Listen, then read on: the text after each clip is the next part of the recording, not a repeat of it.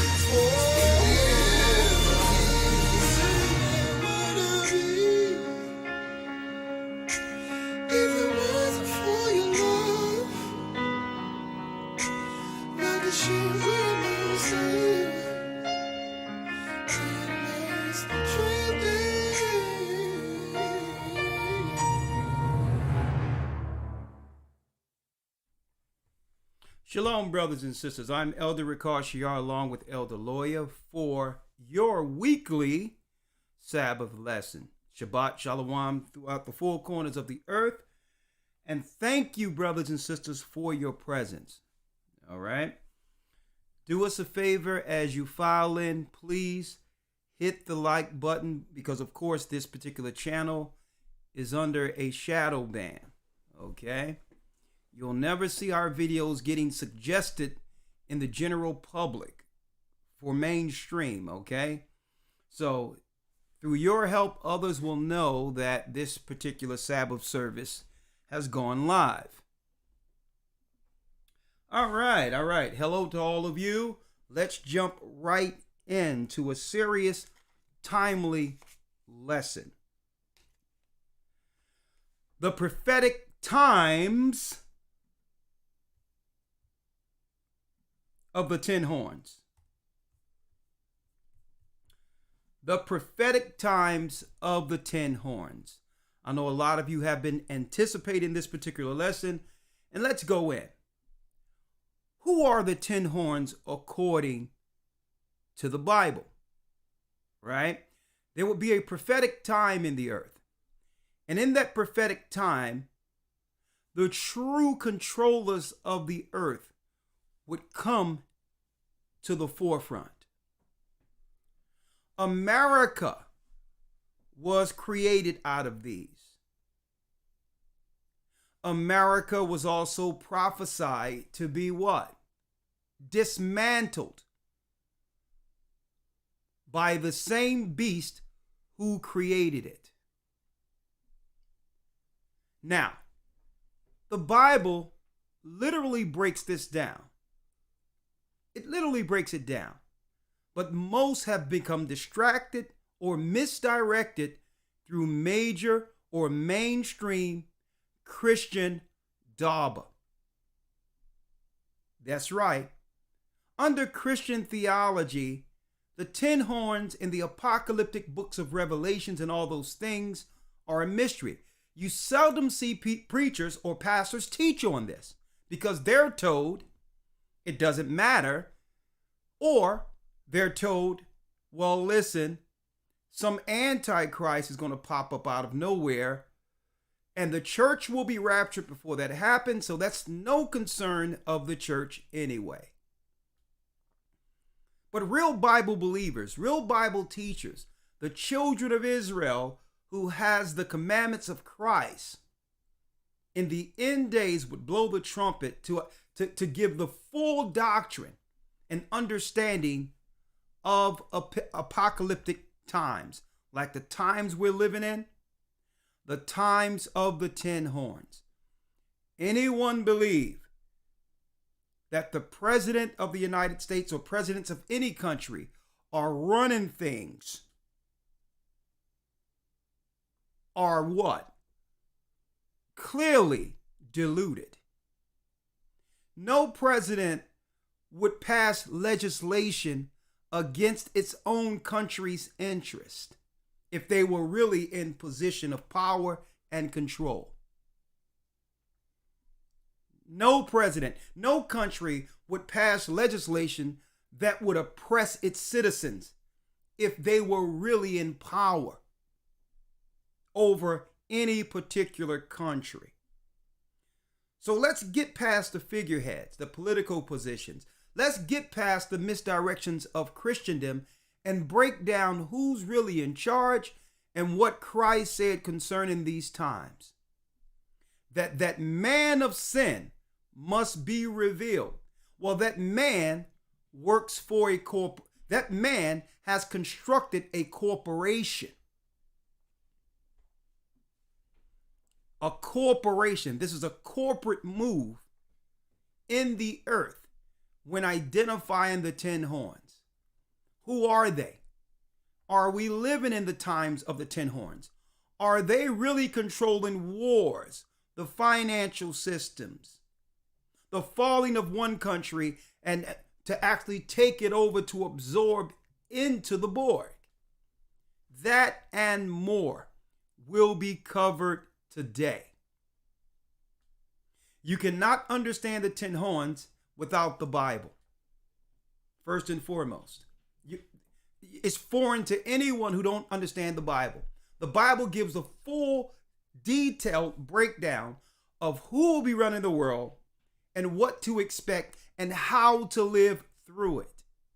Also, during the 10 horns, this is a prophetic time according to the Bible, which is the last hour.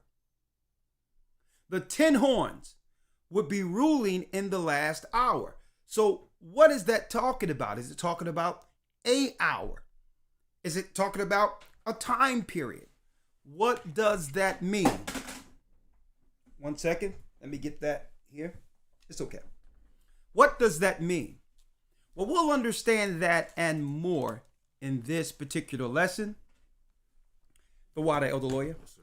The prophetic times of the 10 horns. Get your Bible together. Get your Bible together.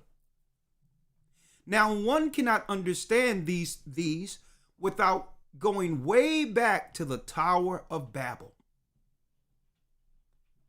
Because the 10 horns in the last days would be responsible for finishing what Nimrod couldn't at the Tower of Babel. You know what that means? Nimrod tried to build a technological, a scientific project through a building that would align all people in the earth to get behind Satan in order for those that were bound here. I'm talking about the fallen ones, the gods. In order to have all people serve these gods, to have them one day go back out into what? The sides of the north, the heavenly realm.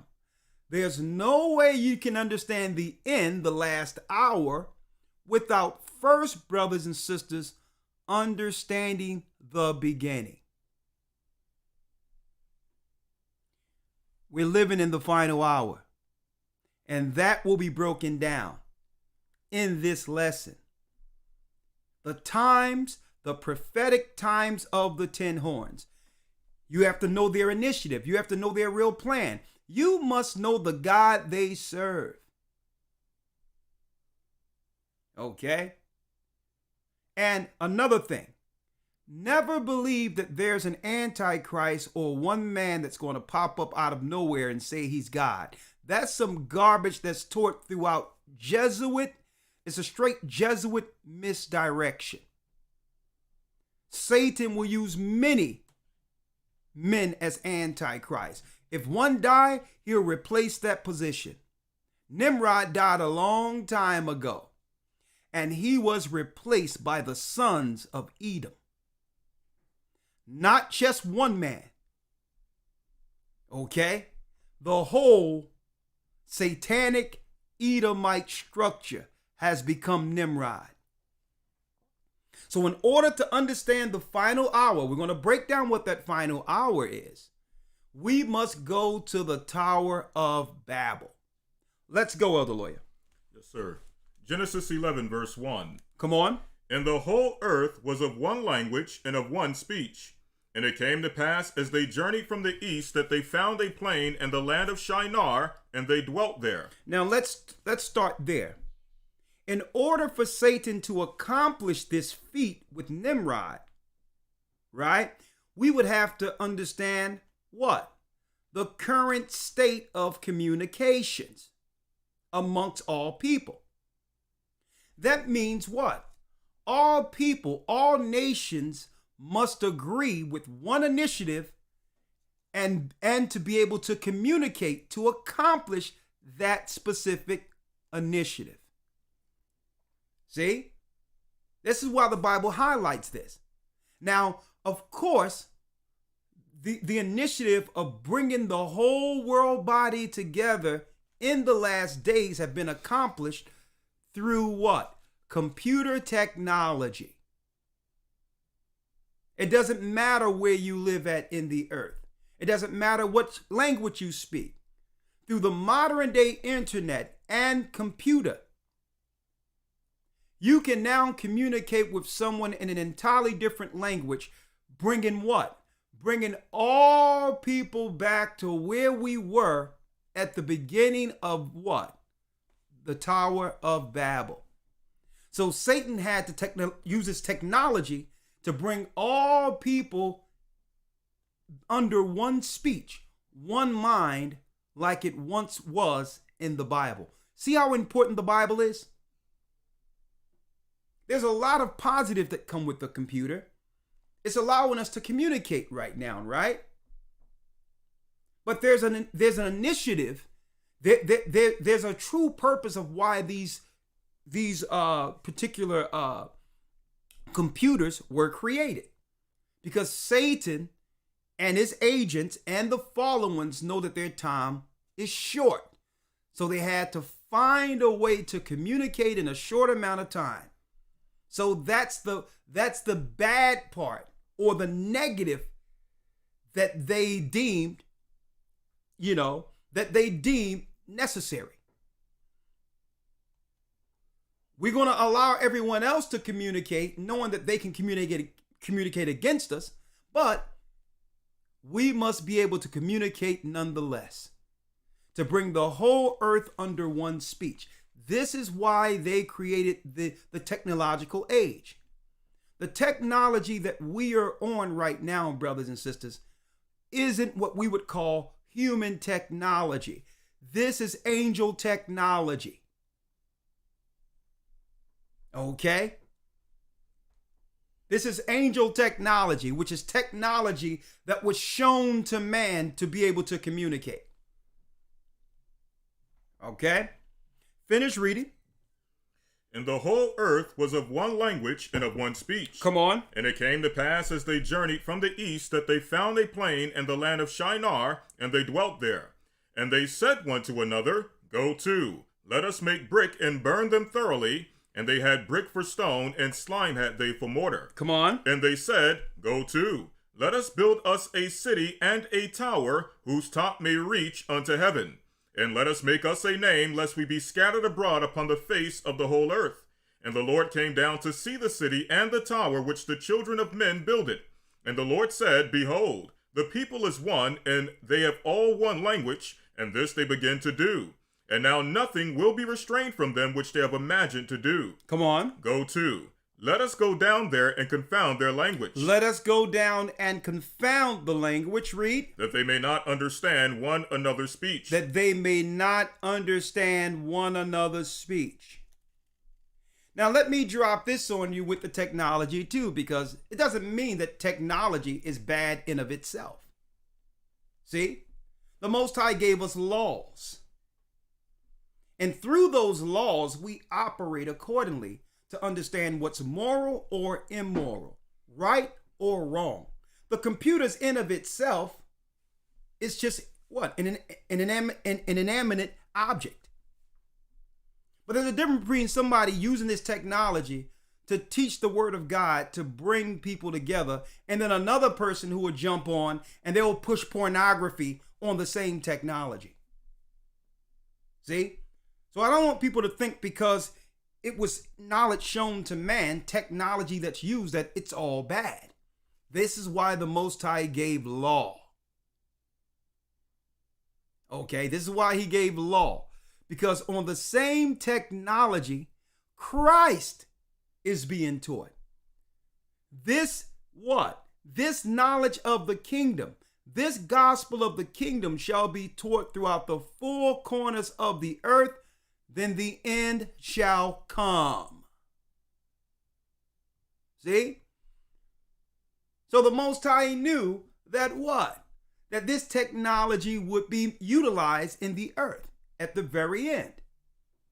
I'm going to hit you all with something, folks. The whole construct of computers and all that came from what? Came from what Lucifer and the fallen ones witnessed in heaven. How so? the Most High is outside of time, and he created a construct outside of himself. He's not subjected to what was created. And think about this, brothers and sisters. In the beginning, the Most High created the heavens and the earth. So because Satan doesn't have what? The spiritual technology, if you want to use that word, from the heavens, he must use what's within the earth to mimic what he witnessed before getting hurled. So when you look at a computer cannot operate without what? A motherboard. The earth. See? The whole construct of a computer is what? It's mimicking the spiritual creation from the beginning. The motherboard, the hard drive, the brain. The brain is the hard drive. It stores memory. See? Right? It stores memory. Right? And then on top of that, you can expand that memory. You can get gigs of RAM to do what? Bump it up. That's the difference between those which is living and those who are studying and adding to their brain. And then what slows the computer down? A virus. The same way a virus slowed down the earth's economy. Right? And how do you get the computer working back right? You must quarantine the virus. And then things start what? Start picking up again. The economy begins to run again, right? And then once you look at your what? Your virus program that have isolated the virus, it will ask you, would you like to delete what's quarantined? What am I breaking down, folks? There's nothing new under the sun. And this whole construct, even the computers, was something that was stolen from how, what? Lucifer and the fallen ones witnessed the creation of the universe. If you're not in that creation lesson, you don't understand this. Every first week of the academy, we break it down. Okay? That Satan, Lucifer, with all his wisdom, is nothing more than what? A high-level plagiarist. He's plagiarized everything and have taken credit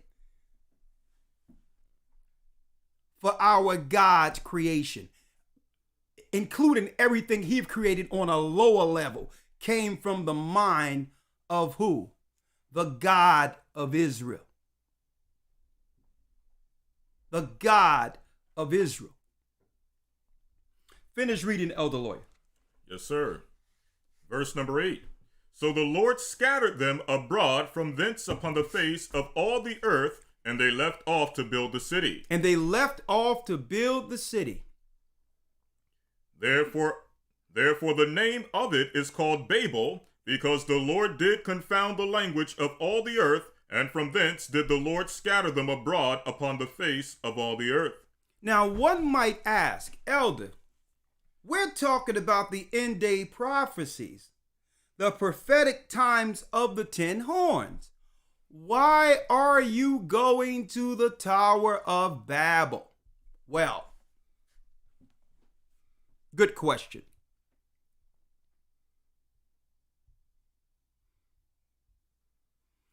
EU's new Tower of Babel. On your left, brothers and sisters, was an old Renaissance picture depicting the unfinished Tower of Babel on this side. On this side. And here is the new EU Parliament Strasbourg building, purposefully breaking down that they have accomplished through Parliament, through the EU, Europe, the completed Tower of Babel. Pairing the European Union's new facility in Strasbourg with the medieval painter Braffel's Tower of Babel has occurred to not a few on the internet, and not without very good reason. You can also assume that the designer intended to dare critics to draw the obvious comparison. Modern architects are like that. Is this just a coincidence, folks? Should we be alarmed that Europe is now celebrating outright a construct with an idea that came from the Tower of Babel? Because don't forget, the Tower of Babel was a construct from Satan, utilized and what? The first politician during those times that got all people to leave their cities to enjoy the city of Babylon was Nimrod. How did he get the people there?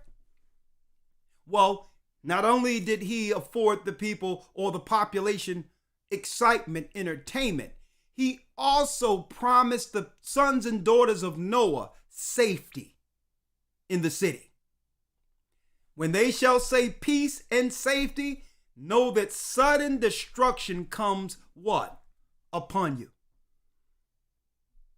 He says, we can protect you here, right? So this construct wasn't just a building, it was a military construct. And it had a plan to do what? Get Lucifer out into the stratosphere. Okay? Also, the Tower of Babel's construct, the ideologies that come behind this construct are antichrist. Now, why am I pointing that out? The spirit of antichrist was in the earth before Christ was born in the earth. Stop looking for one man. When you see the world governments are executing all the power of Satan. They're executing his governments. They're dismantling the whole earth. They're playing with people like toys right now. Playing with people like toys. Because the majority of the earth is in sin and have gone away from God and have put down the only record that can actually identify what's going on in these last days. So they playing with the people who are not informed. I'm glad you're here. Let's start with the Tower of Babel, the idea of the Tower of Babel, Elder Lawya. Yes, sir. Let's go with the idea. Let's get it in Isaiah. Let's do it. Let's get it. Isaiah 14, verse 12. Come on. How art thou fallen from heaven, O Lucifer, son of the morning? How did you fall from heaven, O Lucifer? Lucifer is the god of this world. Guess what? It's this beast who have given the 10 horns their power. They worship Satan. They worship Lucifer in their high councils. Read. How art thou fallen from heaven, O Lucifer, son of the morning? Son of the morning. He was a morning star, okay? Again, you have so many others misinterpreting the Bible, saying that Christ and Lucifer are the same person or the same being because they both have morning star under their titles within the Bible. See, these are unlearned viewers of the Bible. The morning star wasn't just one individual. The morning stars are angels who sing before the Most High each morning, like Christ and Lucifer did in the beginning before Lucifer fell. The morning stars are thousands of angels, including the Lucifer who was hurled and Christ, who was the leader of the morning stars. Okay?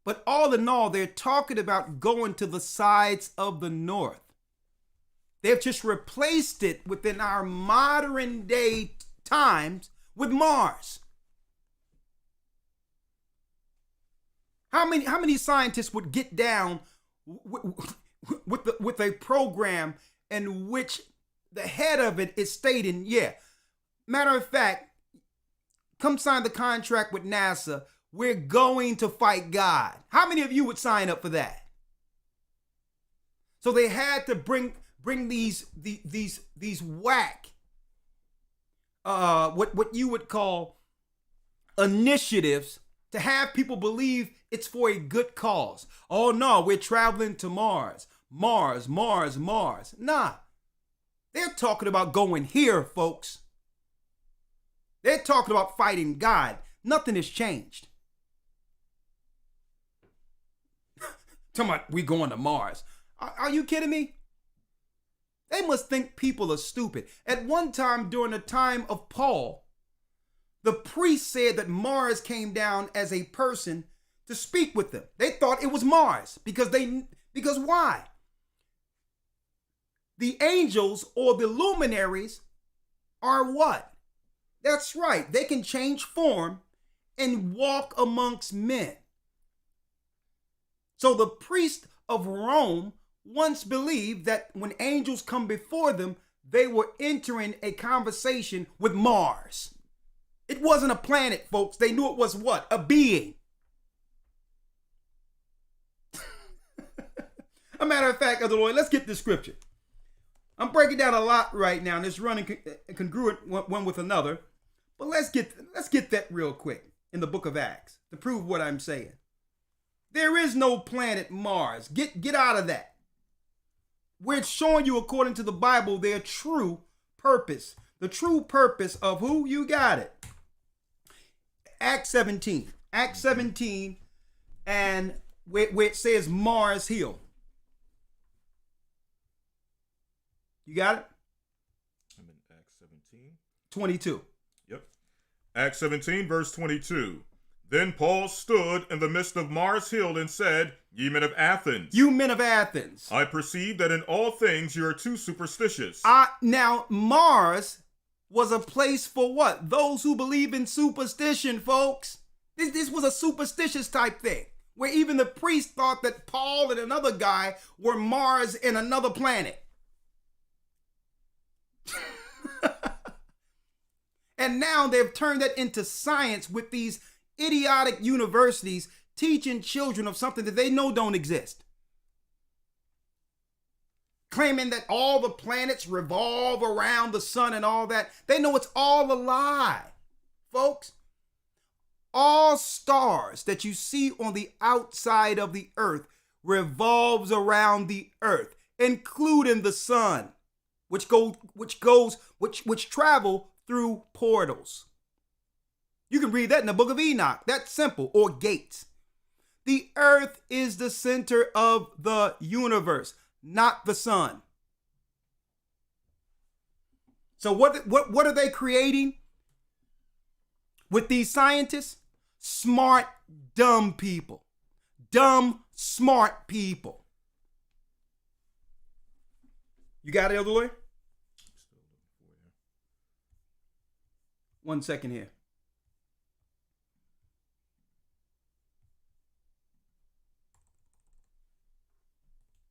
Go back. I'll get it. Don't worry about it.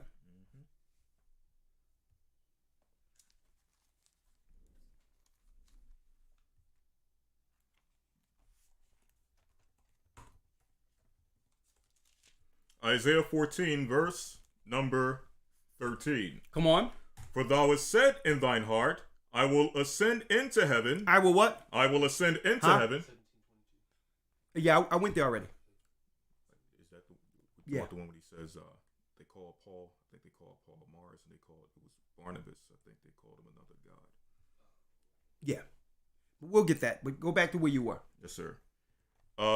Verse number 13. For thou hast said in thine heart, I will ascend into heaven. I will exalt my throne above the stars of God. I will sit also upon the mount of the congregation in the sides of the north. I will do what? I will sit also upon the side. I will sit also upon the mount of the congregation and the sides of the north. So it was promised that he would do what? He would sit on the mount of the congregation in what?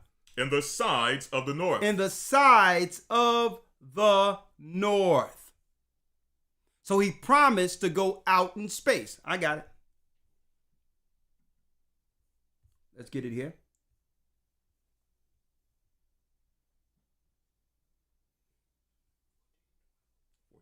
Yes. Acts 14 and the 12th verse, the water. Acts 14 and 12. Acts 14 verse 12. Come on. And they called Barnabas Jupiter. And they called Barnabas what? Jupiter. Now, who called Barnabas Jupiter? Let's go a few verses up. Yes, sir. Verse 8. And there sat a certain man at Lystra, impotent in his feet, being a cripple from his mother's womb, who never walked.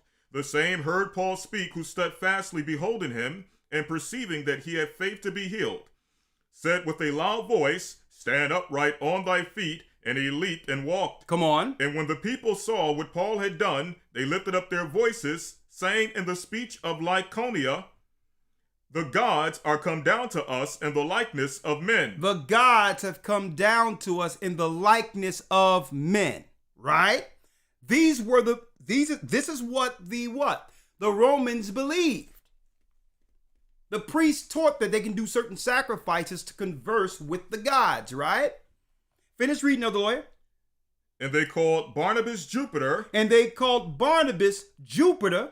And Paul Mercurius. And called Paul Mercurius. Because he was the chief speaker. Because he was the chief speaker. Now, I use Mars as an example because it was Mars Hill. But notice they are what? They are stating that the planets that they're teaching us today exist were just gods, people, interacting with people. Gods in the form of man interacting with people is how Jupiter and Mercury and Mars and others were described during Paul's time, during Christ's time. And now we hear in our universities believing that these are planets. That's what it says. Lucifer have deceived the nations.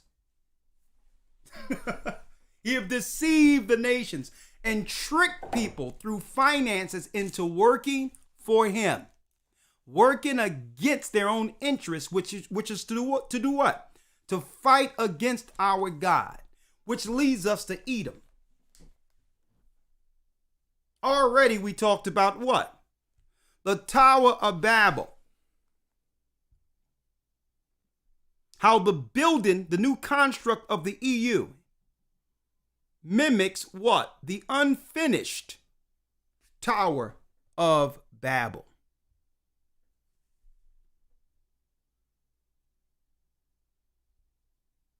The rise of the 10 horns is what we're seeing here. The last leaders of earth are who we're watching here. And these are they who are dismantling America right now. Why? Because America has accomplished its purpose. That's why. America has accomplished its purpose according to God.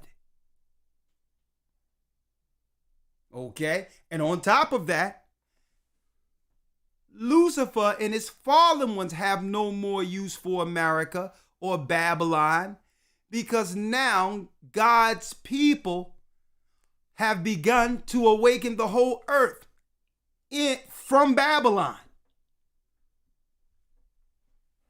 See?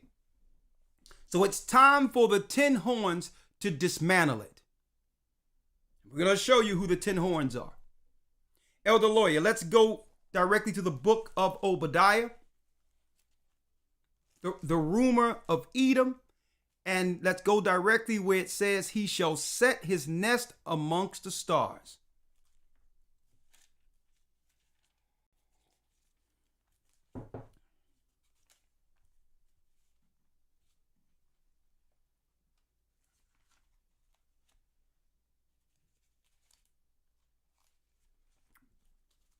Obadiah verse 1. Yep. The vision of Obadiah. Thus saith the Lord God concerning Edom. Concerning Edom, read. We have heard a rumor from the Lord, and an ambassador is sent among the heathen. Arise ye, and let us rise up against her in battle. Come on. Jumping down to verse number 3. The pride of thine heart have deceived thee, thou that dwellest in the clefts of the rock. Now, when you look into Edom, it's the red man. There is no white people. So he will be lifted up through his technology, his wisdom. He will be lifted up over his brother Jacob and become prideful and believe that all of his power, all of his greatness and military came from the minds of their forefathers, from the minds of their scientists, or those people who studied in their universities. They would begin to believe that their mind excels the mind of God. To a degree, for the first time in the earth, Esau would become so insane. He would become so insane with it in pride that he would begin to utter things like, there is no God. That's how insane Esau would become. For the first time throughout all of the earth's civilizations and nations, for the first time at the very end, you have people in the earth questioning whether or not there's a higher intelligence than man.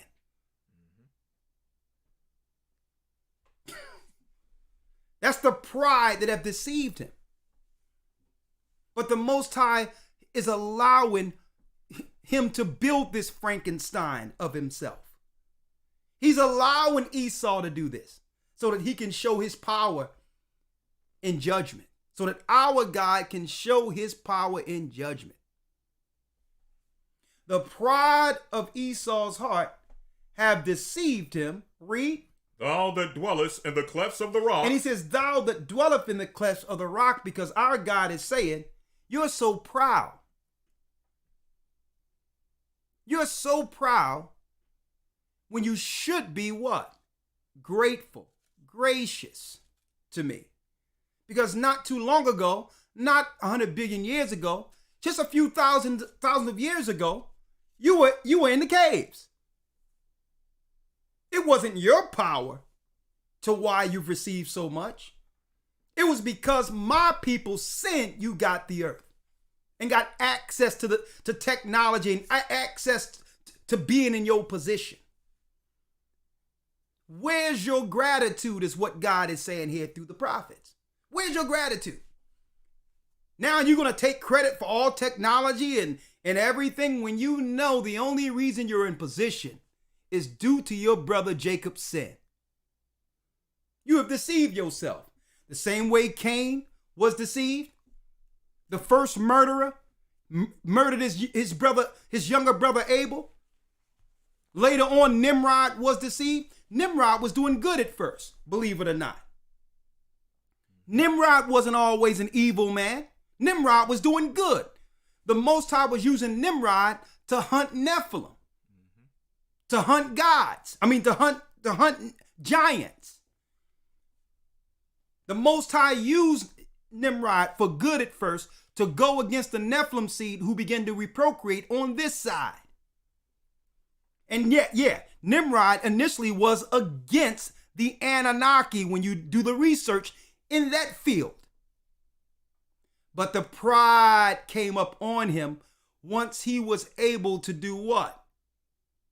Stave off all the enemies that were threatening the children of the Chaldeans. He started to believe, oh, I'm the greatest king. Maybe I should be revered as a god. And that's when Lucifer came and said, yeah, I can help you fulfill that. Pride was in Nimrod's heart, and now having power over the earth wasn't enough. He wanted everything, even what? He wanted to go out into the stratosphere and exude his power beyond the Anunnaki, and the Most High smashed him. Now Esau have taken up that banner. Follow what I'm showing you here. This goes directly to the 10 horns. If you want to know what's going on right now, this is the place to be. Right now. We're in the final hour. I'm going to break down what that is because the 10 horns will be operating in the final hour. Listen. Go ahead, Elder Lawya. Whose habitation is high. Whose habitation is high. That saith in his heart, who shall bring me down to the ground? And this is what he's saying in his heart. Who shall bring me down to the ground? Now that Esau got full power of the earth, have deceived the earth, went into Africa, have the Hamitic East Indians working for him now, have the Japhetic Asians working for him now. Now that he's consolidated all power, now he's saying, well, listen, who can bring me down to the ground? I'm in full control over all races of people, like Nimrod was at the Tower of Babel. A matter of fact, I'll just work from my office. We'll just work from the office, and we'll let the Chinese do our dirty work. We'll let the East Indians do our dirty work. We'll let the Arabs do our dirty work.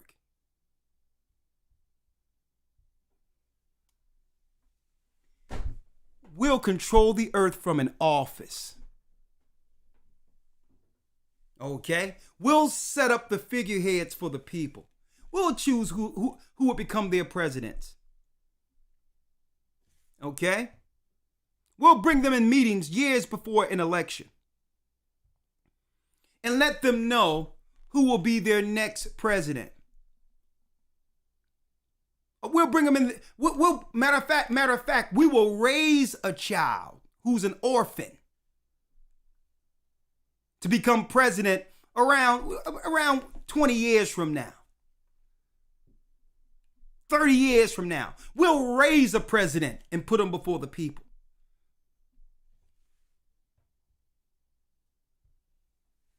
We'll pay a president to do our will. There's no such thing as real democracy, folks, if legislation can be determined through lobbyists. If I can pay you to do what I want you to do, what of the people's freedoms? Think about that, folks. How can you say there's real democracy and freedom when someone with more money than you can pay a politician to push legislation against you? Wake up, folks. We're going to show you who have always been over these countries, who have always led. Politicians are figureheads. Do they have power in their own right? Absolutely. But they do not have power beyond what? The wallet. The wallet that got them in office. They don't have power beyond that. They have power that's given to them to legislate under them. But what am I showing you? There's an all-seeing eye over all politicians. Their power is to be consolidated and utilized for the pyramid under them.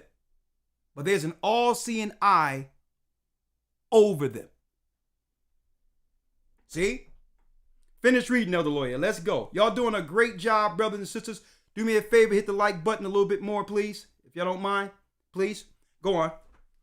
Yes, sir. Verse number 3. Come on. The pride of thine heart have deceived thee, thou that dwellest in the clefts of the rock, whose habitation is high, that saith in his heart, who shall bring me down to the ground? Come on. Though thou exalt thyself as the eagle. Though thou exalt thyself as the eagle. The Bible is identifying the people of Edom. U.S. Mel, the eagle. The emblem that represents America, the bald eagle. Yeah. Russia, eagle. Rome, the eagle. Though thou exalt thyself as the eagle, read, And though thou set thy nest among the stars. When you look at the word nest, it's a habitation. When you begin to live out in space above the firmament, okay? Because that's heaven. In the book of Genesis, the first chapter, all life, and yes, there is life on the outside of this earth. It's called celestial. All life on the outside of the firmament, which is your ozone layer, is heaven. That's right, it's heaven. So when they begin to put their space junk out in heaven, like Nimrod tried, what happens? What happened to the Tower of Babel, Elder Lawya? Let's do it. Thence will I bring thee down to the ground. Thence will I bring thee down to the ground. I will stop your initiative.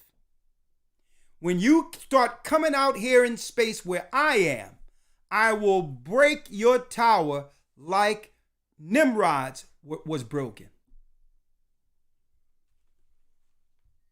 NASA is a satanic Luciferian establishment that was established by the 10 horns years ago. Let's talk about it now. Y'all doing a great job. I really appreciate it. Do me a favor, brothers and sisters. We're down about 500 likes. Just help us out. We need 500 more. Just hit it real quick if you haven't already, okay? What we're going into is the prophetic times of the 10 horns. Who are the 10 horns? Some might ask. Well, the 10 horns was the extension of the original so-called Holy Roman Empire. Let's go there. Elder Lawya, let's get it out of the book of Daniel where it says the 7 heads and the 10 horns. And let's go into the book of Revelation, the 17th chapter. The book of Daniel, chapter 7, verse number 7. Come on. After this I saw in the night visions, and behold, a fourth beast, dreadful and terrible and strong exceedingly. It had great iron teeth. It devoured and brake in pieces, and stamped the residue at the feet of it. And it was diverse from all the beasts that were before it, and it had 10 horns. And it had 10 horns.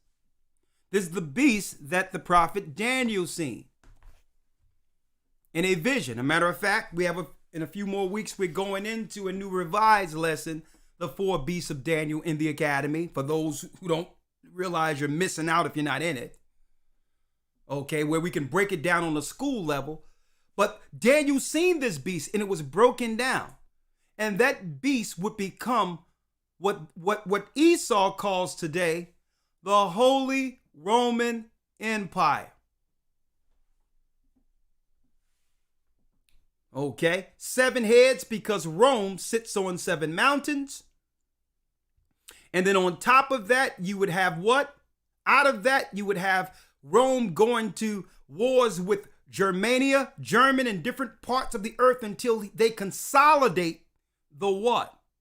The nucleus of their power through these particular countries. What countries? Luxembourg. Let me get it here. Luxembourg, Denmark, Belgium, Netherlands, Germany, Sweden, France, Spain, Great Britain, and Switzerland. These brothers and sisters were the original 10, the nucleus. The nucleus for what? Satan's initiative. To go back out in space, even if it means destroying the world and destroying the earth's population. These were the 10. It isn't just political, folks, and it isn't strictly scientific either. It's religious. They'll tell you they don't believe in the Bible and God. Okay, outright. But they're talking about not believing and having any type of love or care for our God. Make no bones about it, folks. These people are religious. They're Luciferians. They're Satanists. They're Luciferians. So you can play the middle if you want and think because you don't believe in either God have you. No, it doesn't work like that. Either you on the side of good against evil or you're playing for the other team. And if you're in the middle, Christ said you're spewed out. So you can walk around in this cognitive dissonance and think, well, because I'm not playing on either side, God have me. Nah, you're done too. Okay? Because the 10 horns are over academia. They've set up your universities. They've set up your schools. They're the ones pushing the agendas, what you would call the transformer agendas we see today. They're imploding society. This is all them. This is all them on purpose. Because according to prophecy, the 10 horns must make everyone on the outside hate the whore, who's Babylon. So they have to begin to publicize negative PR against America in order to do what? Gain power in the interest of the earth. They want America to look silly. They want America to look incompetent. This is all on purpose so that all the earth everywhere would find a need for a new governing body. So they need a president who's going to ride on a bike and fall off the bike and shown his weak. They need a president who can't put two sentences together. They need all the diplomats on the outside of the country questioning America and questioning who's leading it. I'm going to show you. That's their plan.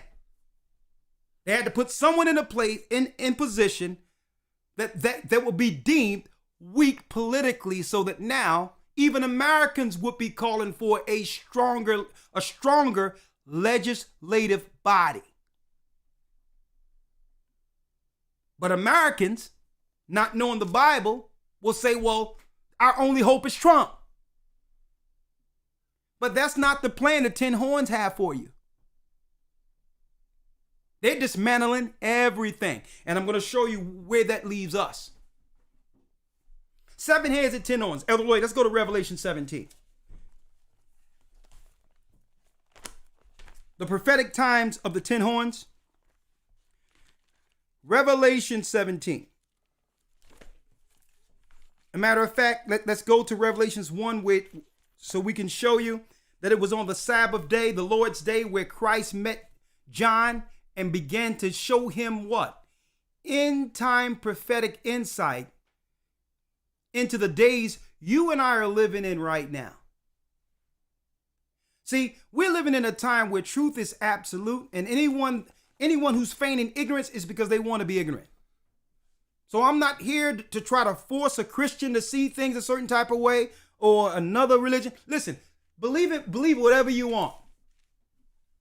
If Christians want to continue in their delusion without going into the book of Revelation and realizing that they were deceived, listen, that's on you. But if Christ revealed this to John on the Isle of Patmos and you claim to believe in him, you should understand what he said. You should understand the earth he showed John concerning the times you're living in right now. Listen to this clearly. Come on. Let's do it. Revelation 1 verse 1. The revelation of Yeshua the Christ, which God gave unto him to show unto his servants the things which must shortly come to pass. Now, if you are a true servant of Christ, these prophecies would interest you. You would rather believe that you're going to be raptured out of the earth before Christ returns than to deal with what he's given you. He's given you insight on how to live through these times. Read. And he sent and signified it by his angel unto his servant John. Jumping down to verse 10. Come on. I was in the spirit on the Lord's day and heard and heard behind me a great voice as of a trumpet, saying, This was the Sabbath. John was exiled to the Isle of Patmos by the pagan Roman Empire. This is an Israelite. This is a black man who was exiled, ostracized for teaching the Christ's gospel. He was in the spirit on the Lord's day. What's the Lord's day? The Sabbath, not Sunday. Read. I was in the spirit on the Lord's day, and heard behind me a great voice as of a trumpet. Come on. Saying, I am Alpha and Omega. I'm the beginning and the ending. That's Christ. That's right. He was tasked through the spirit of his Father to build the celestial world as well as the world you and I live on today. The spirit of the anointed Son, the first begotten of the Father. He was there in the beginning. There's three that bear record in heaven: the Father, Son, and the Holy Spirit. And these three bear record. These three are one. He was there in the beginning. He's telling John, guess what? I was here since the beginning, and now I will show you how it all ends. How it all ends. See? Read. I was in the spirit on the Lord's day, and heard a voice behind me, or heard behind me a great voice as of a trumpet, saying, I am the Alpha and Omega, the first and the last. And what thou seest, write in a book, and send it unto the 7 churches which are in Asia, unto Ephesus, and unto Smyrna, and unto Pergamos, and unto Thyatira, and unto Sardis, and unto Philadelphia, and unto Laodicea. He says, write it all down and put it in a book. So the true understanding of the world we live in would eventually be placed what? In a book. What book? That we have today, the Bible. So the true narrative for the earth cannot be found through any other belief in God or any other book. Not the Egyptian Book of the Dead, not the Gita, not the Quran. To understand the times we're living in now and to quantify it all, you must have what Christ, the beginning and the end, gave to John on the Isle of Patmos. See? Every other religion comes from the Babylonian religion. It's Antichrist. And Lucifer would never reveal his true intentions through these other records. See? A matter of fact, you would look at those other records and have more so an affinity towards him and a hatred towards the God in the Bible. But guess what? That's your problem. If you don't believe in the Bible, don't get upset. Don't get mad at others who are in it. That's your problem. You have to deal with that issue and find out where you went wrong and decided not to serve the God of this Bible, especially when it's the only book that can identify what's going on in the earth today. So if you're going to come with one of these other books, don't be telling me it's a way of living and this is in its culture. No, tell me why the earth is in the state it is in the day and what happens next. And you know what happens when you ask them these questions? They start babbling. That's what happens. They start babbling because they know there's no prophetic value in their records, and still cannot isolate within themselves why they hate the Bible so. You know why? Because Satan planted a seed within you against the Creator through what? Through your religious text. Your religious text. That's right, folks. Outright are antichrist. Anti-God. Revelation 17. Let's go. Revelation 17, verse 1. Come on. And there came one of the 7 angels which had the 7 vials, and talked with me, saying unto me, Come hither. I will show unto thee the judgment of the great whore that sitteth upon many waters. I will show you the judgment of the great whore that sitteth upon many waters. Put this on. I will show you the judgment, read. Of the great whore that sitteth upon many waters. That sitteth upon many waters, brothers and sisters. Now check it out. What great whore sitteth upon many waters? This is why the Ten Horns created America.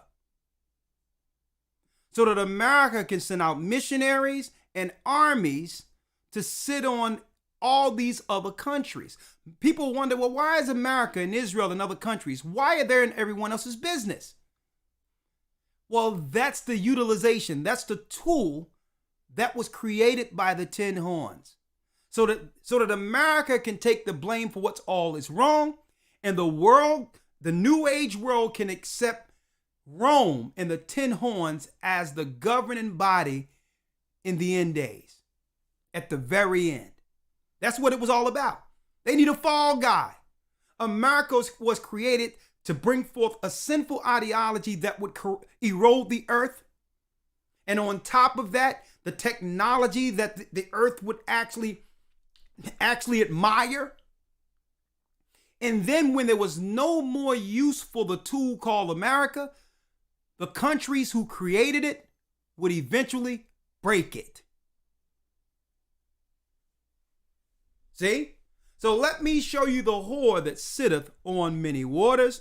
And don't forget, when you break this down, and we go into it in the book of Daniel, America was made out of 3 of the 10. France, Spain,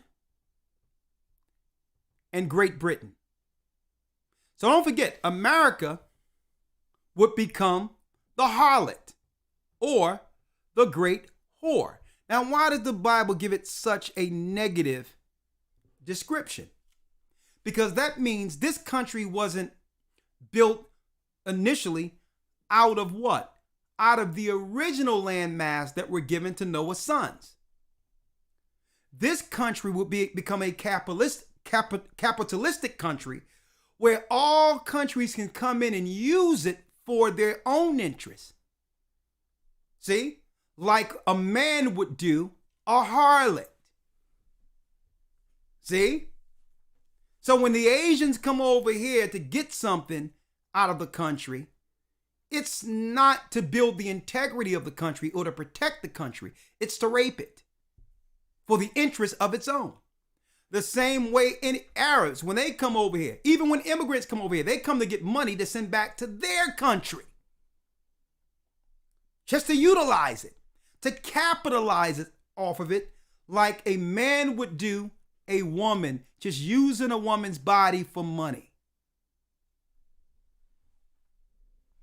Now, it wasn't like that when the Gadites had it, when our people had it, but when the Ten Horns put their grips on it, they would make the country what? A harlot. Where it wouldn't be you coming over to build for the interest of that country, to embolden that country above your country. No, a matter of fact, you would come into the country with resentment against it and resentment against its people, with no respect of the laws or the righteous laws. I'm going to say there are righteous laws within the land too that you can actually cleave to. You're not even going to look at any of that. You're going to look at what? You're going to look at the country with resentment while capitalizing off it to benefit yourself. The great harlot, right? Read on, Elder Rawchaa. Yes, sir. Verse 2. With whom the kings of the earth have committed fornication. See, the kings of the earth, brothers and sisters, are your merchants, your business owners who come from other countries and set up restaurants. They have no interest in the country outside of raping it. That's it. To capitalize off of the majority, what they're looking to capitalize off of are the slaves who are made slaves in the country. They all getting a piece and taking a turn of our people who've built the country. So of course God would eventually have a judgment on that. Because it isn't enough that Esau destroyed our people and had us serve rigorously. Now Esau have set it up where all the other nations can come to America and take turns on us. Right? So eventually the Most High would bring a judgment for this, right? Read on. With whom the kings of the earth have committed fornication, and the inhabitants of the earth have been made drunk with the wine of her fornication. And have been made drunk with the wine of her fornication. Folks, I'm going to tell you right now, I looked into this, and this wine isn't just talking about false religion and Christianity and pagan religion. It's talking about an ideology.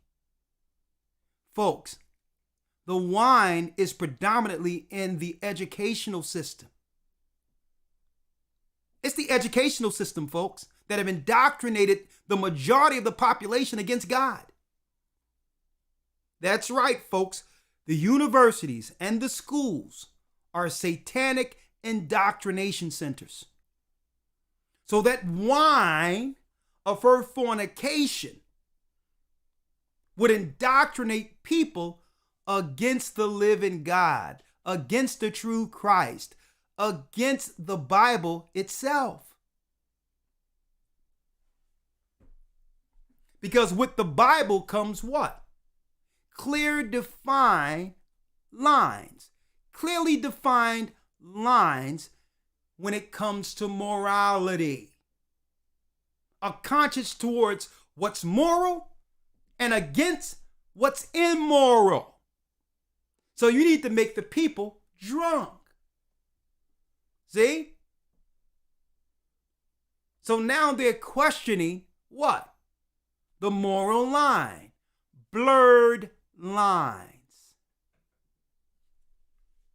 See? Blurred lines. The people are walking drunk, not realizing it's the last hour. Read on. Verse 3, so he carried me away in the spirit into the wilderness, and I saw a woman sit upon a scarlet-colored beast. A scarlet-colored beast. Full of names of blasphemy. Full of names of blasphemy. Scarlet is red. Esau, red. So the 10 horns would be what? The Europeans. They are not Japhetic people. They are Edomites. The red people. They are Edomites. A scarlet-colored beast, read.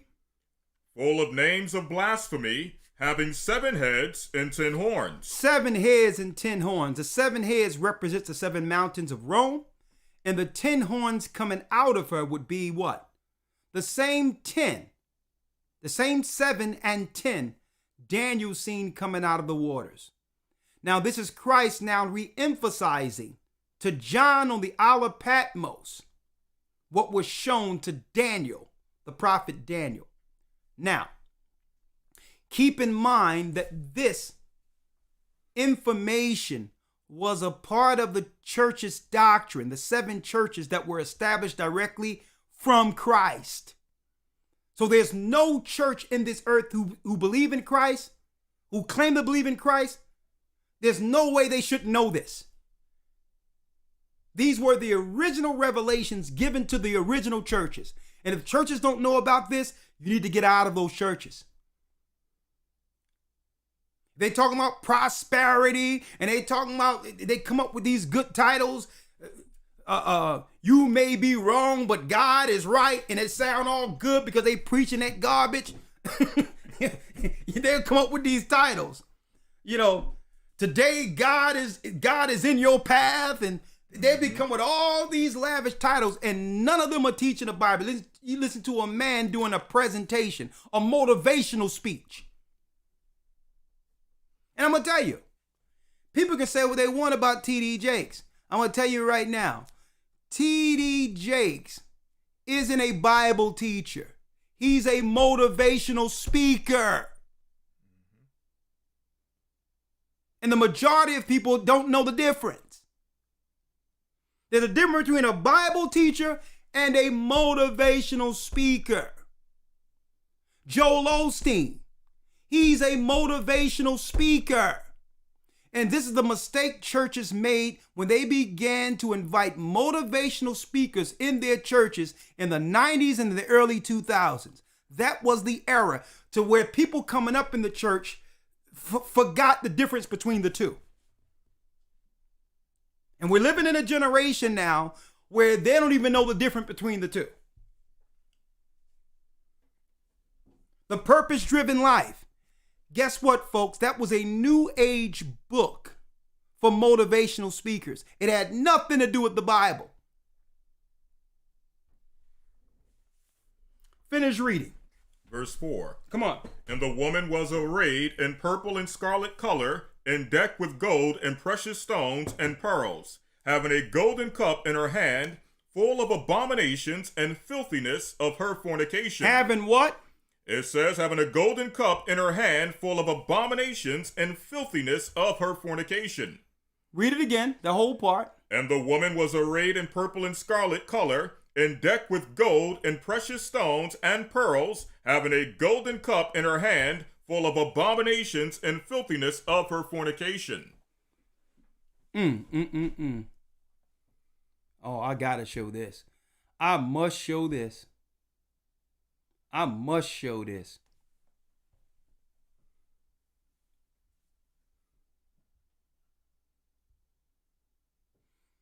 Elder Lawyer, read that one part again.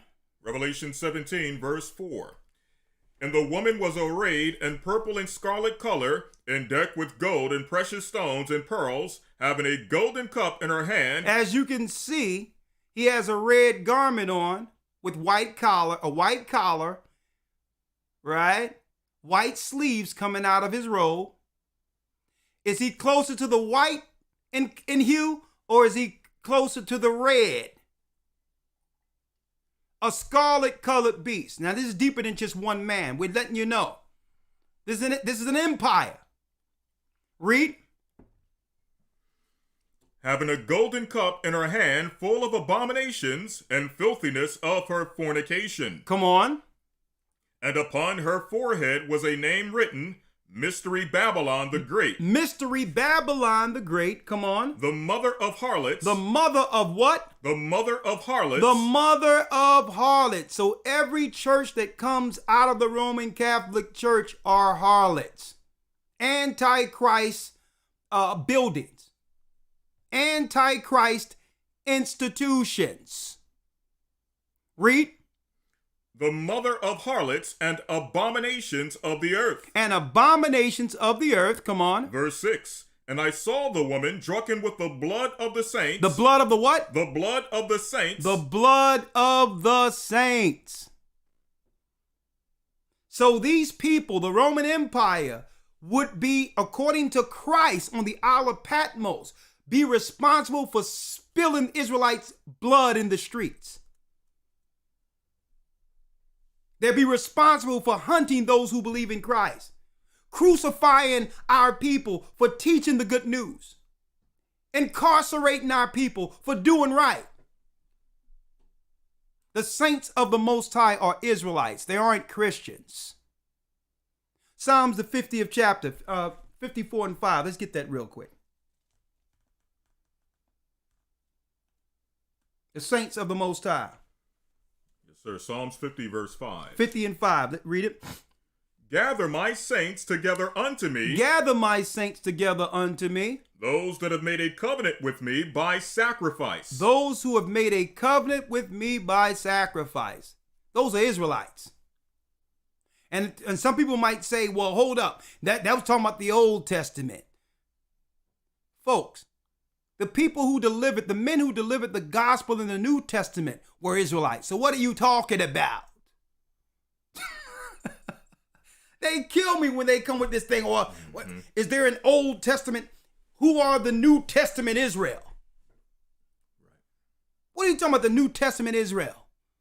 As if the Old Testament had some people, one group of people God loved, and the New Testament is for another people. Folks, it was the Israelites who delivered the gospel of the New Testament against the Holy Roman Empire. So now Christ is identifying to the seven churches, John on the Isle of Patmos, the power structure, the government in place who will be responsible for targeting and killing saints who are Israelites. Like they did what? Like they did us in 70 AD.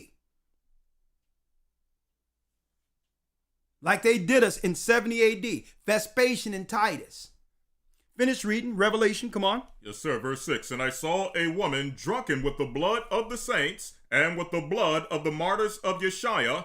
And when I saw her, I wondered with great admiration. I wondered with great admiration.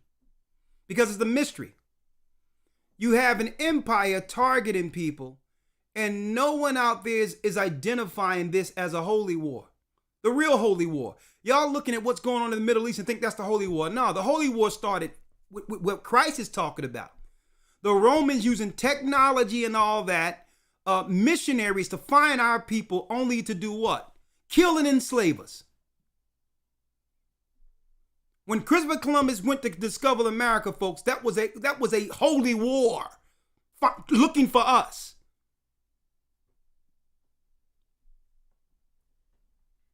Wake up, read.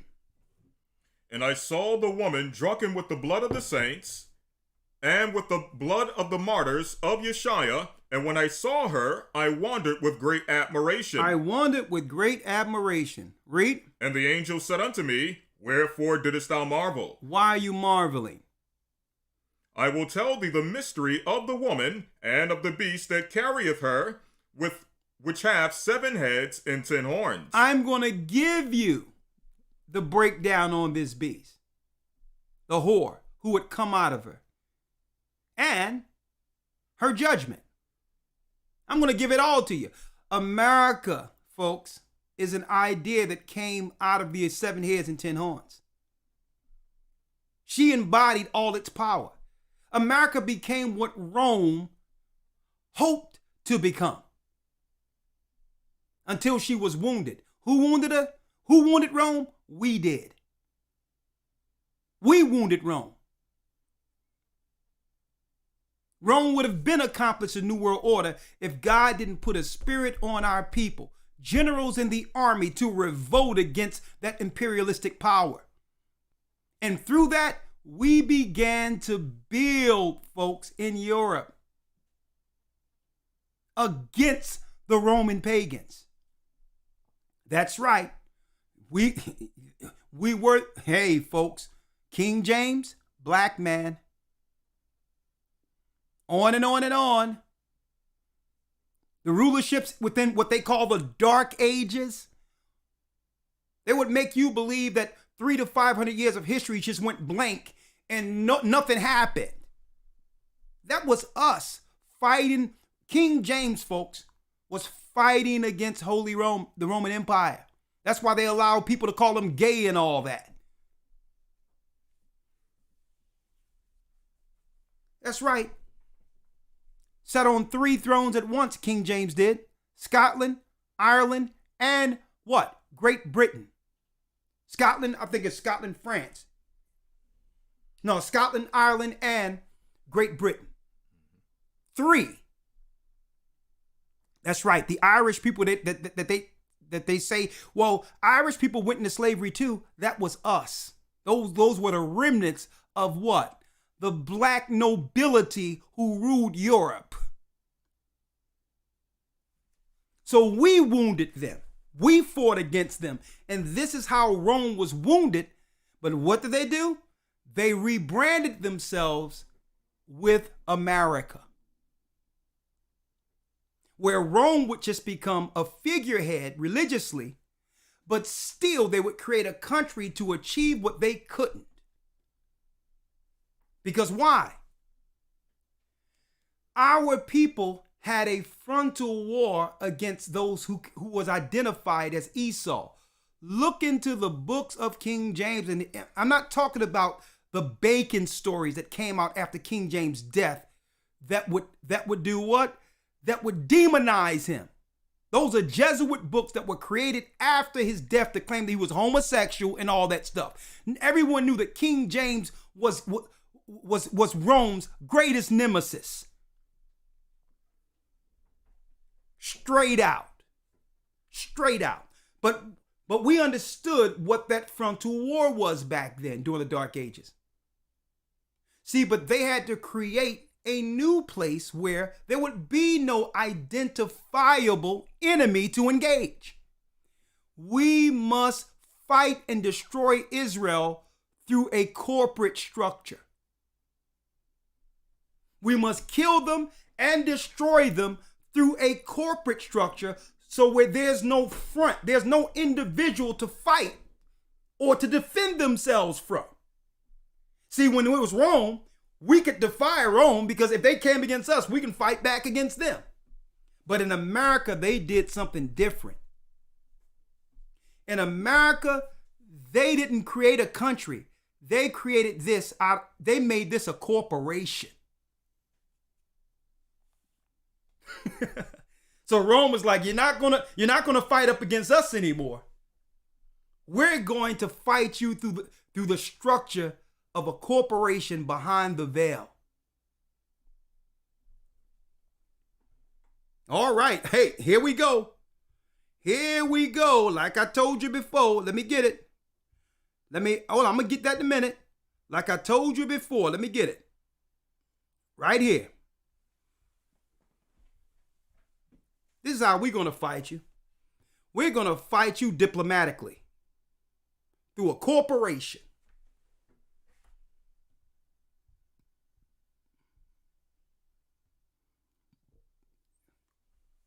How? I'm going to break it down in one moment. Come on. Verse 8.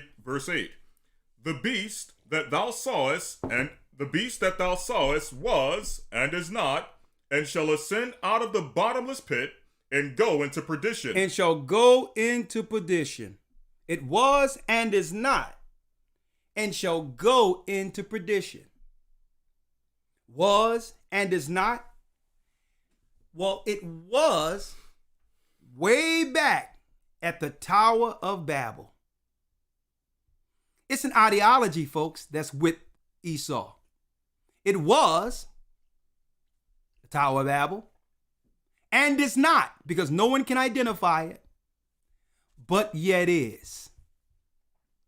And it shall ascend out of the bottomless pit. And that's talking about the spirit that was pre-flood, Babylon, and now rule over Rome, the EU. 7 heads and 10 horns, right? I need y'all to check this out, folks. Let me go here real quick.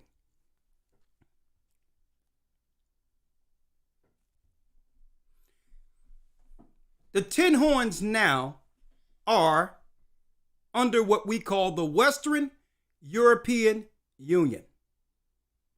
The Western European Union is our modern day, you got it, 10 horns. From 1995 to 2011. And as you can see, you can count the stars. 1, 2, 3, 4, 5, 6, 7, 8, 9, 10. Was established from 1954 to 2011. When they seen our people moving progressively towards civil rights, they established the 10 horns again. Now, let's talk about it. These are the treaties that are connected also with the WHO, the CDC, and all these other corporations we're seeing in the earth today. The West, I'm talking about the real conversations that are being had over governments. The Western European Union, French Union, German, there they go, French, German, was the international organization and military alliance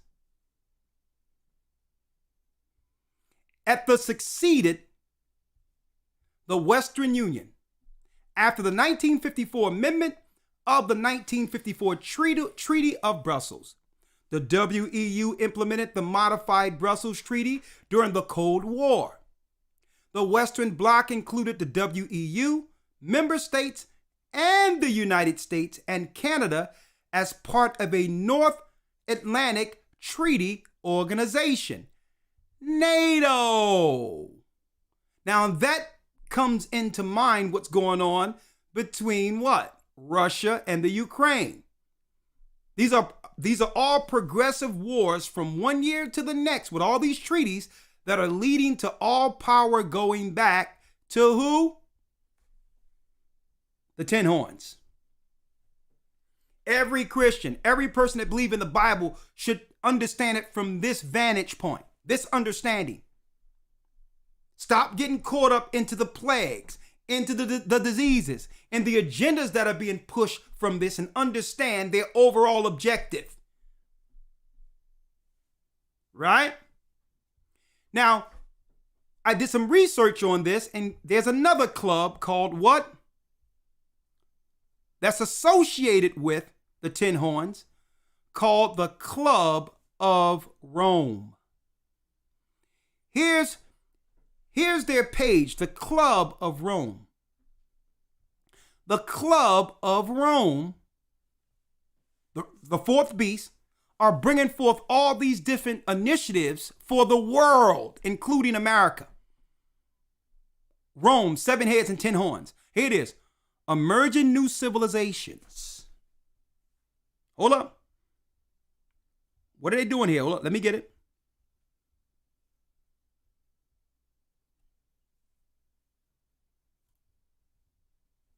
Let's get it here. Emerging new civilizations. Planetary emergency. Reframing economics. Rethinking finance. Youth leadership and intergenerational dialogues. That means re-educating our children.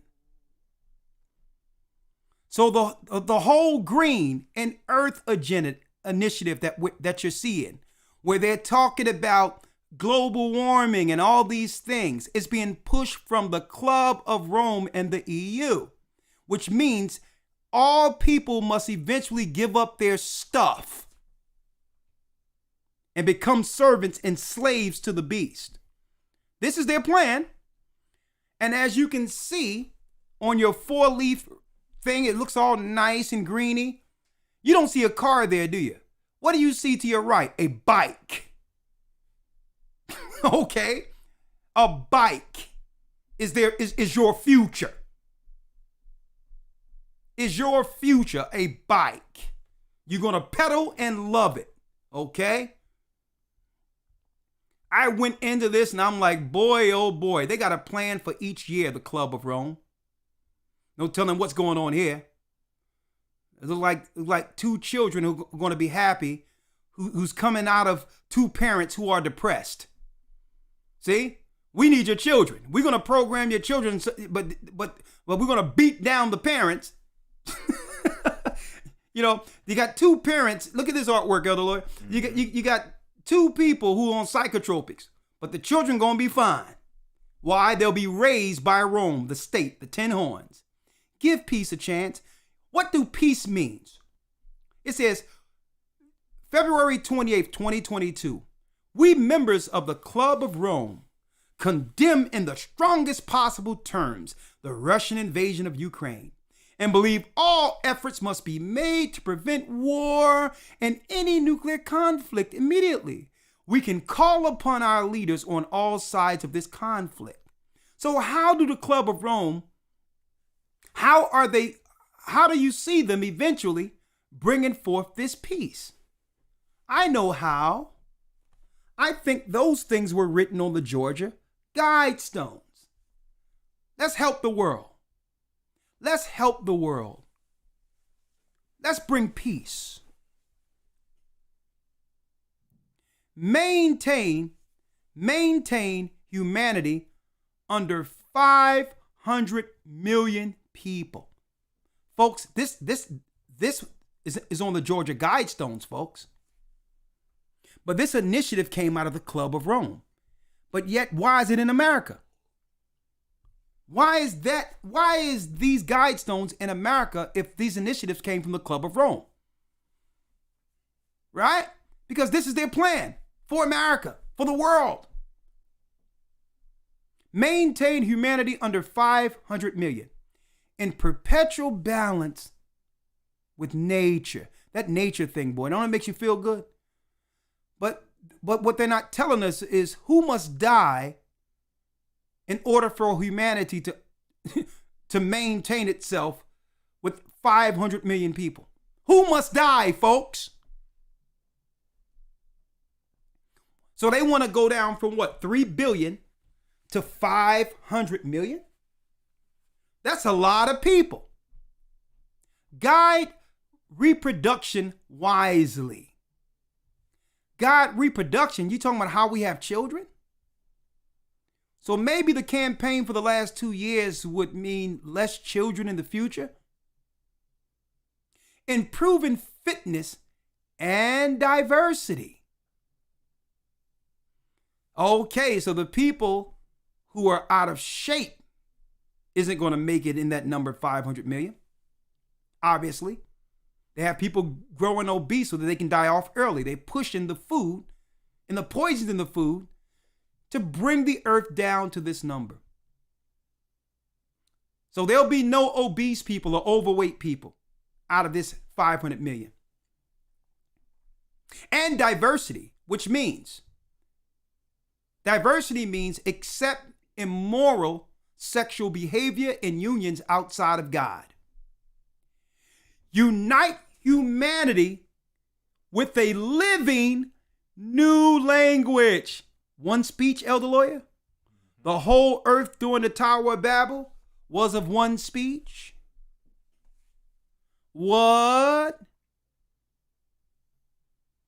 Rule, passion, faith, tradition, in all things within tempered reason, which means we will control your passion. We'll let you know how much faith you can have in any particular religion.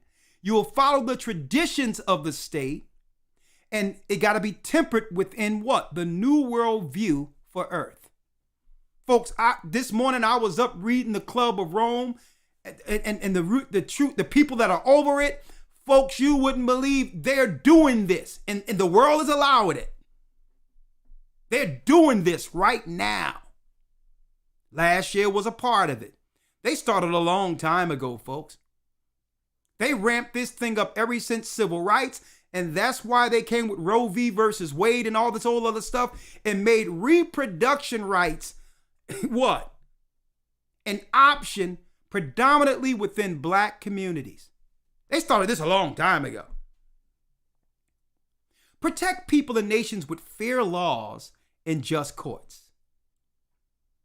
Let all nations rule internally, resolving external disputes in a world court. In a what? A world court. What of sovereignty? That means the Supreme Court will have no teeth. The Supreme Court will be aligned under a world court. Avoid petty laws and useless officials. There'll be no more need for judges over sovereign countries. There'll be no need for politicians. They will all be ruled from where? The EU. They'll all be ruled through the governing body that has already, brothers and sisters, been established. It's already established. What they're doing now is dismantling all the countries that are left with any level of sovereignty. Balance personal rights with social duties. Oh, yeah. Oh, this is a nice way of saying what? Community service. Your personal rights will be balanced with social duties. Jail. You will work. Social duties, which means you'll have a responsibility to keep the earth right And you know what? We'll have a nice little place you can live in as long as you do your part to help the earth. We'll put you in a box. Okay? Prize truth, beauty, love, seeking harmony with the infinite. The infinite, brothers and sisters, is Lucifer. Lucifer. You must be in harmony with Lucifer's ideology for the earth. Now they will decide this. Be not a cancer on the earth. That means what? These are they who would resist the New World Order. Leave room for nature, which means no more energy that they deem unclean. No more cars. Only the rich will have cars. Only the rich will have nice houses. Only the rich, only the powerful will have privilege. But we must leave room for nature.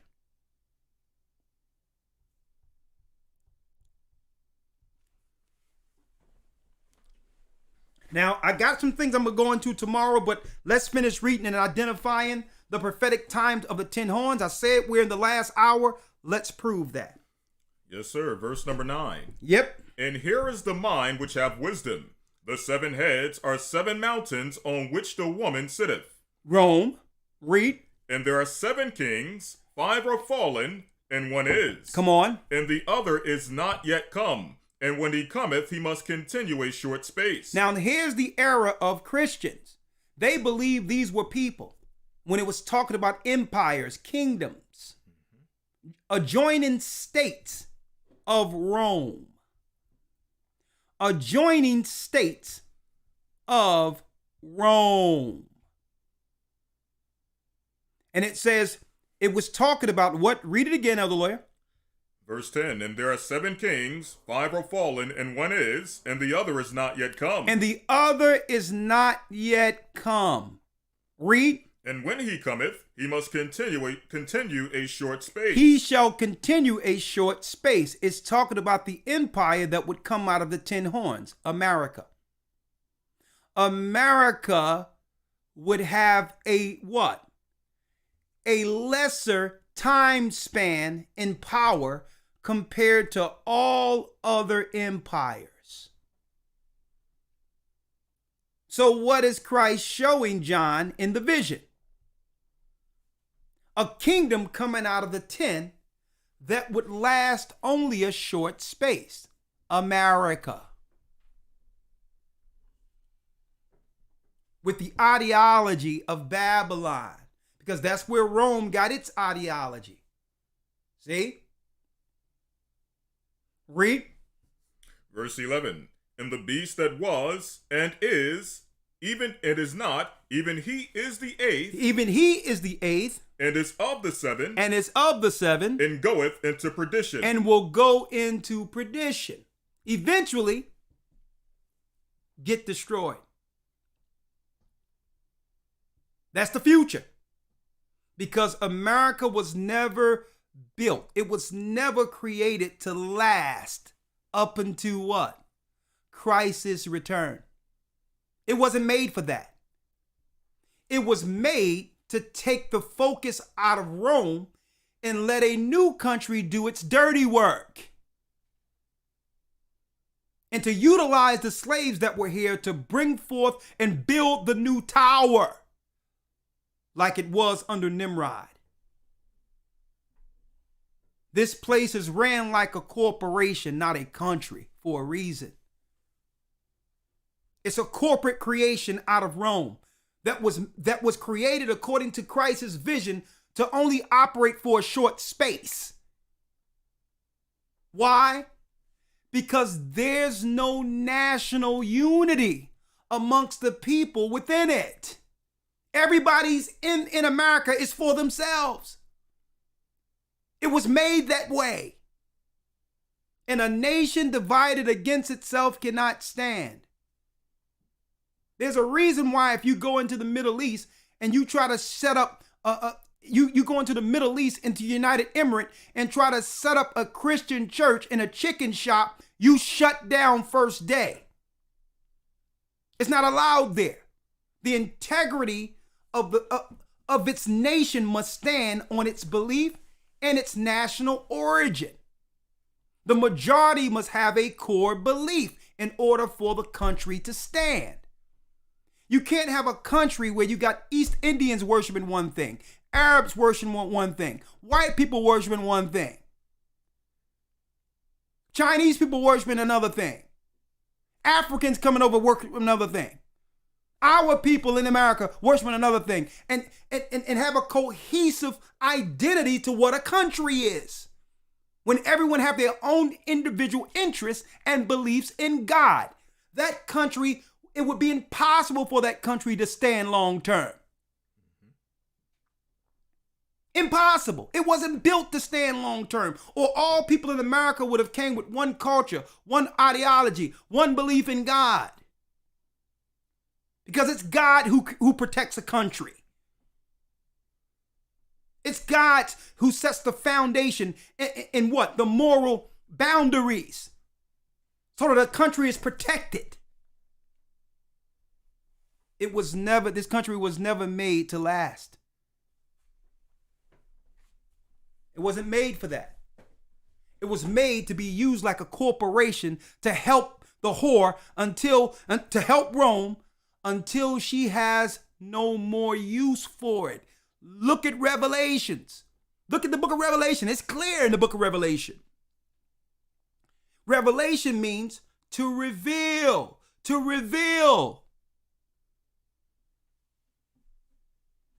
You can't have a country with all these different ideologies and ideas where the people and its citizens are contrary to one another and hope that the country lasts. That's an impossibility.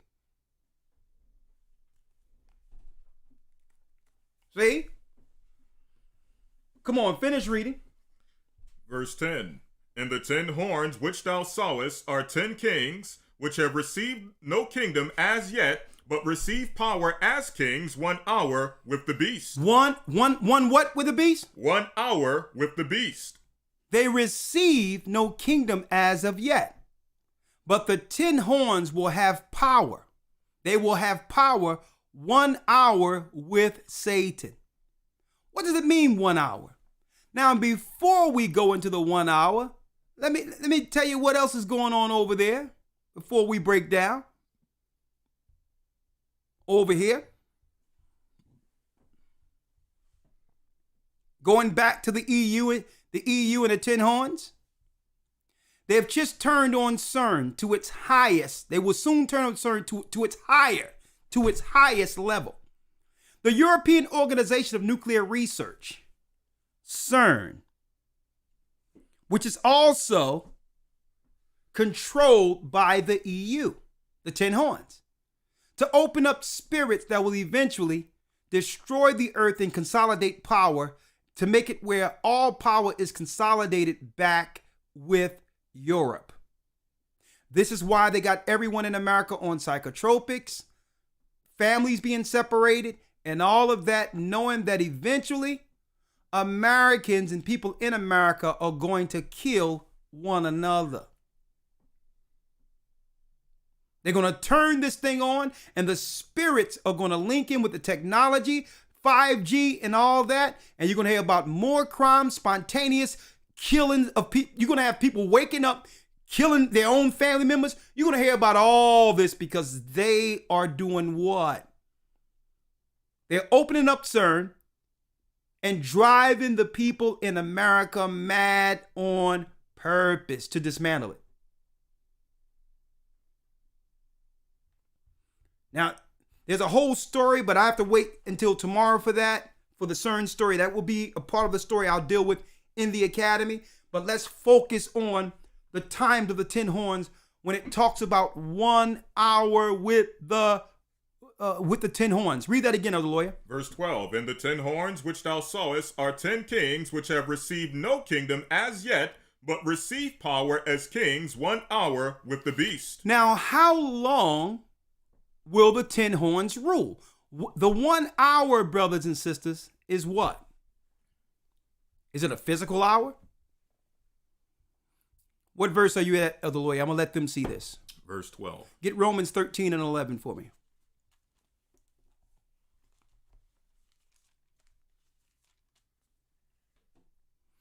Let me show, brothers and sisters, we usually do stuff like this on the academy. Y'all getting an extra treat today. Right? Y'all getting a little extra treat today. Let everyone know how much time we have here, folks. Right? Let me pull this down.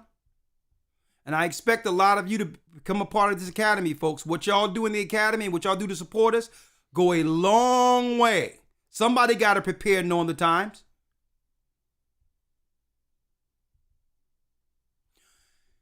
I'm right here. Elder Lawya, read it again for me.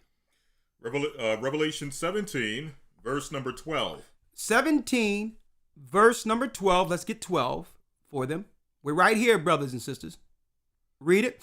And the horns which thou sawest are 10 kings, which have received no kingdom as yet, but receive power as kings 1 hour with the beast. So the 10 horns, the EU, who are the diplomats over the Tower of Babel, who runs the Club of Rome, Bilderberg, and everything else, who set up your presidents and your governors, will have a kingdom, will have power to rule as kings, the 10 horns, Rome, 1 hour with Satan, the beast of Satan. Now let's go here to 12 real quick. And let's get hour here, Elder Lawya. Hour. 1 hour. 1. Let's get 1 hour. 1. First, agree. First, agree. Right? 1. And let's see what it says hour. Hour. Hour, folks. What hour? Literally or figuratively, day, hour, instant, a season. But check out what it says here, folks. High time. High time. High time breaks down, folks, to where? High time breaks down to eventide, where it's dawning on to a new day. Right? Eventide. High time, which means what? The last 7 of Jubilee. The last 7, folks, is the high time. The end. The eventide. When what? The sun is going down to dawn on a new age. That new age is Christ. They think it's a new world order. It's the end.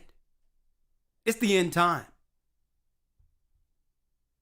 And this is why Paul read this before we get back to the book of Revelation. Let's read it in Romans, Elder Lawya. Romans 13 and 11. This is the warning here. This is why the whole earth is going in chaos and all that and madness. You got trance this and all this. Satan has pulled all the levers, folks, so that America can implode in on itself.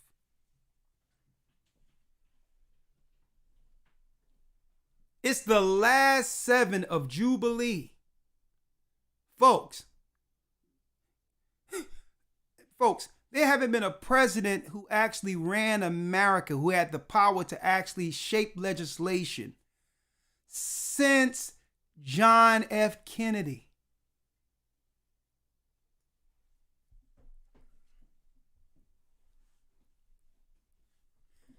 Okay? They had to get rid of him to put Lyndon B. Johnson in position to do what? To trick us into a legislation that would allow liberals to infiltrate and destroy us internally. The civil rights movement, the civil rights legislation was a trick. It let the wolf into the hen houses. The lesser of their people. I'm speaking of, if you look at the black and white line, they took the less of their people and put them over us. The immoral, the wicked, the rejects of their people, they gave them place with us to destroy us inwardly, to take away any level of integrity or morality that was left in Judah here in America. They were fearful of what they seen with Martin Luther King and Malcolm X, and they had to destroy us immorally. So the Satanists, the freaks, the crazies of their people, they educated and put them within our communities to rule us, to push immorality against us, to push drugs against us. And eventually, if you destroy the children of God in a land, eventually the whole land falls. We were the only bastions of morality left here in America in number. Our people were the only bastion of morality who believed in God that was left, who was willing to stand on that God and die for the rights, believing in that God. And once they made us no different than the rest of the people, God, our God, would be finished with it altogether. Altogether. And this is why Paul stated this. Romans 13, verse 11. Read. And that knowing the time. And knowing the time. There's a reason the Most High gave us that calendar. To know what time are the Sabbaths, the holy days. So that we can get back on time. And that knowing the time, read. That now it is high time. It is what? It is high time. It is the last hour. Power was given to the 10 horns, which means the last hour is the high time. The last few years before judgment. The last hour. It wasn't talking about 60 minutes. It was talking about the last few years that it was prophesied or showed to John Rome would take back their power to rule, that's right, to rule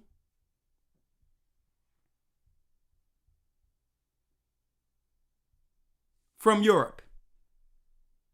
The Ukraine-Russian war, all of these things were calculated so that all power would eventually go back here. They had to get the stuff in people first. It was all planned. It was all planned. It was all, more so than that, prophetic. That's right, prophetic. The EU, a lot of people have slept on this one right here. They have slept on this right here. This one right here, many people have slept on this one. That's right. The Western European Union. I don't hear nobody talking about this. The Club of Rome. Let me tell you, folks, the political positions in the earth right now, you can vote if you want. Guess what, folks? All of these positions are all ceremonial. They're all symbolic. Okay? Keep in mind, when a president is put in position, he is briefed. He don't come in and saying, okay, got voted in. My constituencies told me what they needed, for their interest.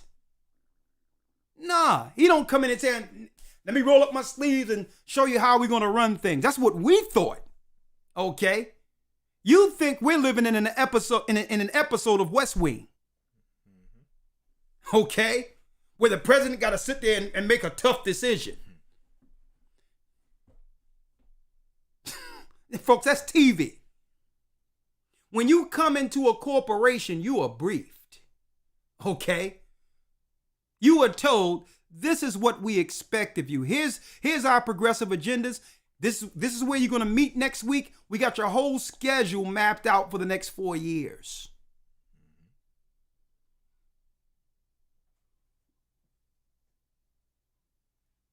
And the most important part of the greatest component that we needed in you, you acquired, in high school. We just need you to be able to read a teleprompter. That's it. We don't need you to go off script. Read what's in front of you. We will mark the spot you stand. Read what's in front of you. Take a bunch. As a matter of fact, a lot of the pictures you see in media right now, where it shows the president signing something, folks, a lot of those pictures were signed first. A lot of those pictures were taken the first week, where he's just sitting there with a pen. And he's sitting there with somebody, and guess what? That's right. It's your Associated Press and media using the same pictures over and over again with different titles. Folks. And I noticed that because I looked at University Press on this, that on that, and I'm like, hold up, how can they say that this is him signing a treaty here, and that's the same picture where it showed him signing something else over here, but it's the same picture with the pen. All of those pictures are taken first week. So it depends on what they want to use the picture for, based on the narrative that's leading to them dismantling the whole thing. But so listen, it tells us in the Bible that Lucifer have deceived the nations. So next, what they're doing, what is God saying for us? It is high time to awake out of sleep. High time, last hour. America been lost its power. It's being ran from Rome. They just don't know what to do with all the people who are going to riot and go crazy when they realize that the citizens of the earth have been double-crossed. And that's what the world powers are preparing for now. We must ease the food out of them. We have to distract them, because what? If they don't have any food, they don't have any strength to fight. We can't do it all together because there's too many of them. We have to incrementally pull things from them. We're going to let them know that gas is bad. We're going to say because of the war, everything goes up, and eventually the people are going to start fighting and killing one another. We need that number. Get that number down to 500 million. So if we do this strategically, they'll do the work for us. They'll dismantle America. They'll make it where the criminality is so high that a civil war ensues, and we'll have to bring in the army to settle the cases. And that's when America becomes disarmed. NATO is talking right now. They're looking to move 300,000 troops worldwide to protect the Ukraine during with the Russian conflict. But if you think those 300,000 are there for that, you have another thing coming. The Bible says, when you shall see Jerusalem compassed with armies, flee into the wilderness. So when they got those troops there, that's a sign. Who's sending them? The 10 horns. The 10 horns has purposely made it where what? America is deemed negative. They're viewed as a punchline. Why do you think they're doing this, folks?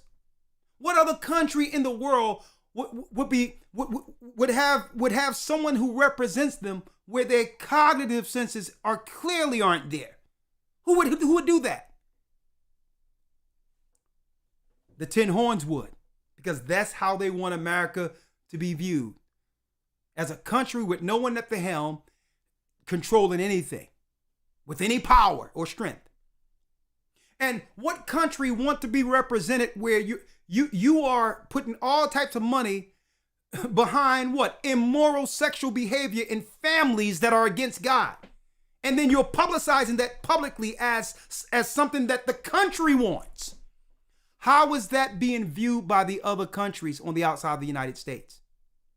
They're like, man, America really want this transformer thing. This is what they're into? A guy standing up with a dress with lipstick?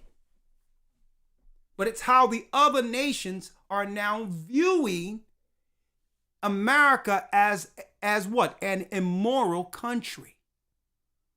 That's what? A tactic by the EU before they implode America. I'm going to show you. Let's go back to Revelation.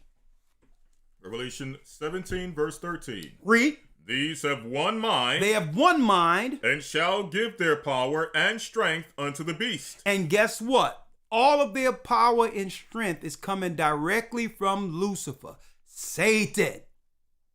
He's the God over the Holy Roman Empire,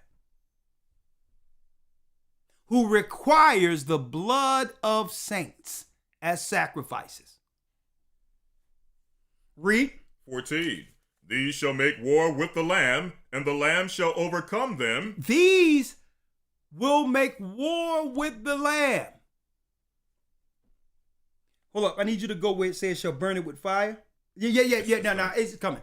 Now, it's telling you it's the EU, folks. It's the EU. Let me get it here. It's the EU. It's Rome that's going to war with Christ, not America.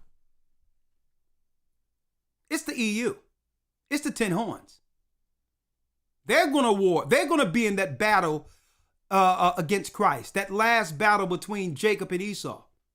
Jacob representing our Christ. Read. These shall make war with the Lamb, and the Lamb shall overcome them, for he is the Lord of lords and the King of kings. It's our Christ coming back. And he says in Matthew 24 and 22, if he don't cut their time short, the EU's time, that 1 hour, let's read it. If that hour isn't cut short, because this earth is being ran by the 10 horns right now. And everybody's looking at Israel. Folks, Israel is a colony as was America was colonized. And even though it's for their people of all that, it came out of all of the same political initiatives of Rome.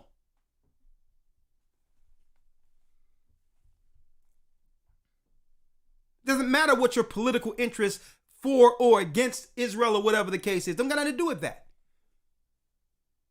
There's no initiative in this earth that doesn't come by who? The EU and Rome first for approval, including Americans' legislation.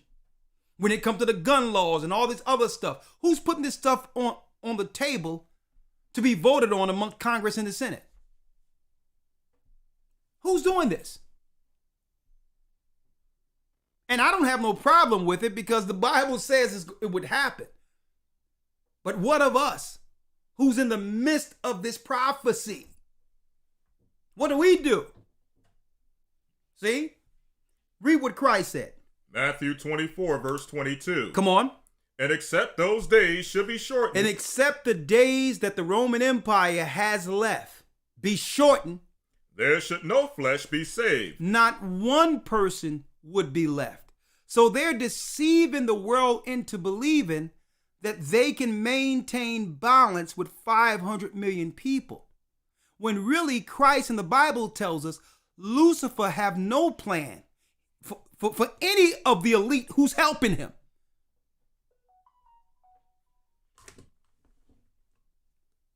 Let's make that clear. They're telling the elite. See, the elite are helping along with this plan, being deceived, because they think that there's going to be a place for them once the rest of the people are depopulated. As long as they're making the decisions, well, I'm one of the 500 million, so I'm fine. I'm a fend for myself. But no, even the elite who have been working with the beast, Satan, Guess what? He has a plan to get rid of them too. Because if you will allow this to happen to the rest of your family, which is the sons of Noah, how can the elite who put you in position trust you? If you could do this to your own people. See? So the fallen powers who control this earth, which are beings that are well beyond the capability of people understanding.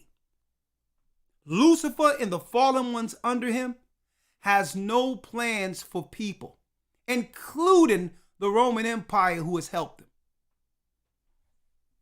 And guess what? They're going to attempt to fight Christ, folks. CERN is an antimatter weapon that opens up gateways or portals throughout the whole earth if they aim it right. They put the CERN collider on course. They put it on par. The CERN collider was a part of the original Tower of Babel, folks. It was the base of the Tower of Babel. They're turning this on so that they can fight the Roman Empire. Look at where CERN is. The 10 horns will fight against Christ. And they need the CERN collider to do so. And what they're not telling the scientists who have helped them put this on grid, that when you turn this thing all the way up, how many people die altogether within the world? People are going to be falling out from heart attacks, all of a sudden just dying for no reason at all. You don't realize it's because of the technology that they turned up, which are Wi-Fi and all that, and the chemicals that were allowed through your bloodstreams. It's all working congruent, one with another, and it's Bible prophecy, folks. But Christ says, what? If he didn't cut their time short, none of us would be left. No flesh would be saved. But come on, Elder Lawyer. But for the elect's sake. For the who? But for the elect's sake. But for our sake, there's still some good people left. There's still some people who believe in God and trust in the Almighty and want what's right for humanity. We got the crazies in position telling us what they think is right for humanity. And what do they think is right for us?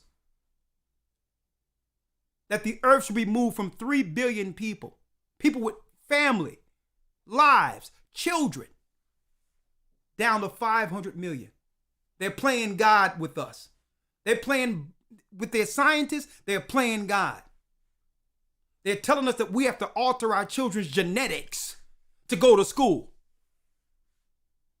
or to be born, or to live amongst society. We must alter our own genetics. Transhumanism, all of that. I'll be going into that next Sabbath. But these are the plans of the 10 horns. Elon Musk is a figurehead. Bill Gates is a figurehead. These are foundations. These are front people. Okay?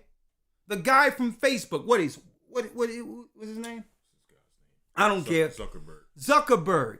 These are all figureheads. These are just front people.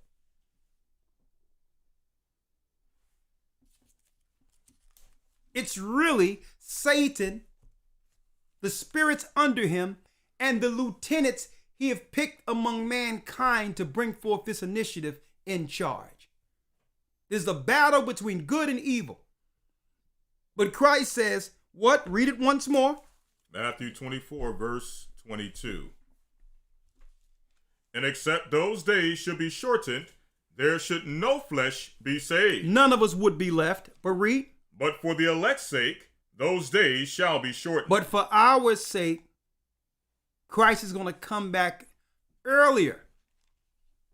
He's going to come back before the time that was allotted to their God, the beast, Satan. For our sake.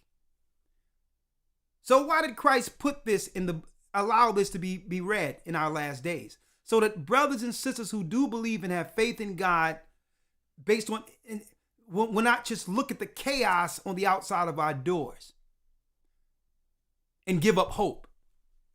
That we should still have faith in the God who would have us live in this time that even the prophets desired to see. Okay? I know it seems all grim, no hope, but this is what Christ says. We're sitting back from the throne, and we'll come back early for you.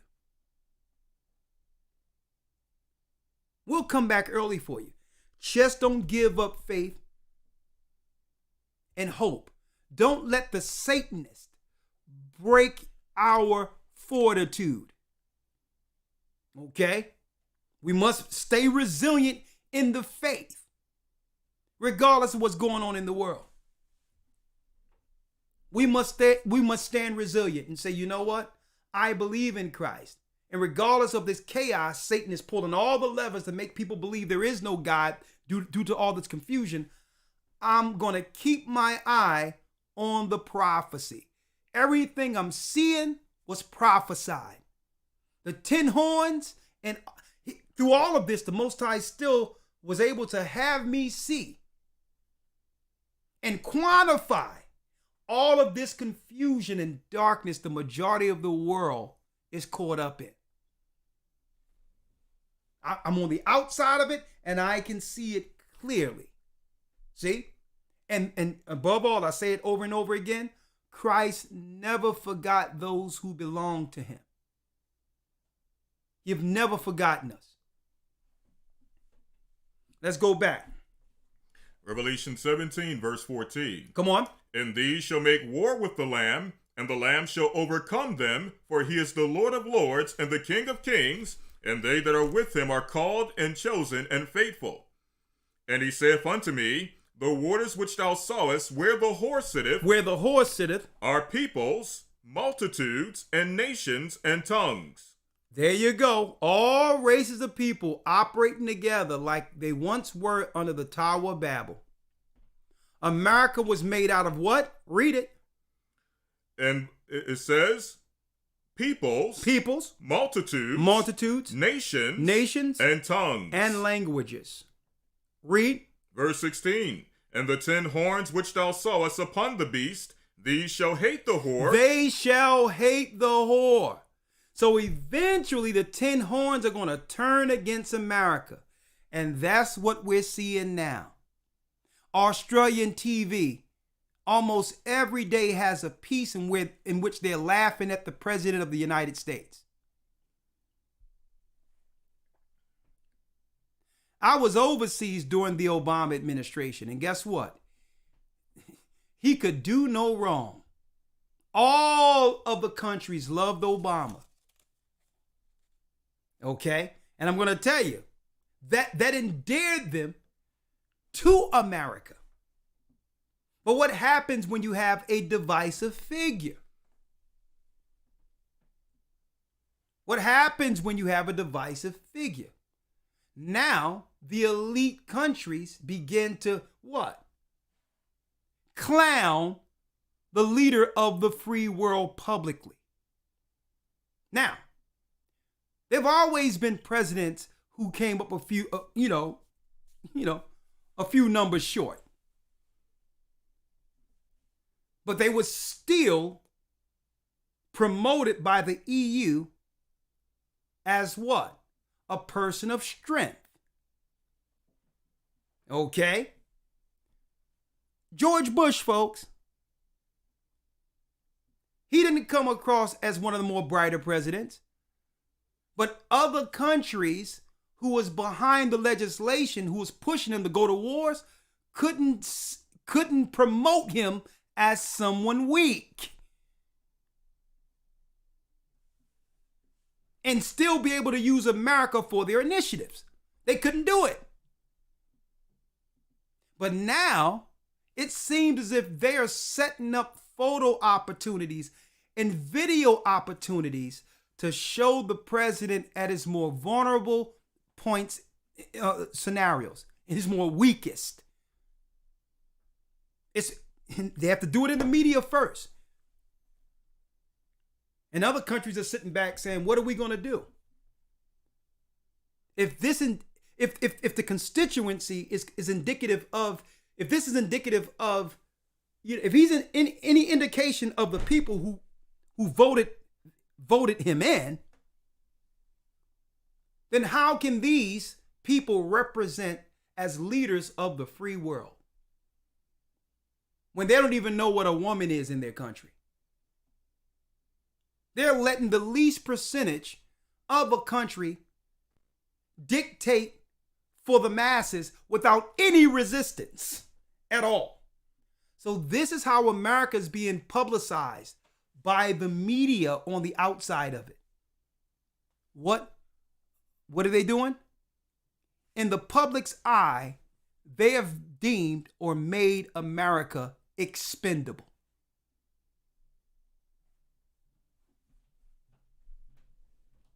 Finish reading. Verse 16. And the 10 horns which thou sawest upon the beast, these shall hate the whore. Shall hate the whore. And shall make her desolate. And shall make her desolate. And naked. And naked. And that's what the media has done now.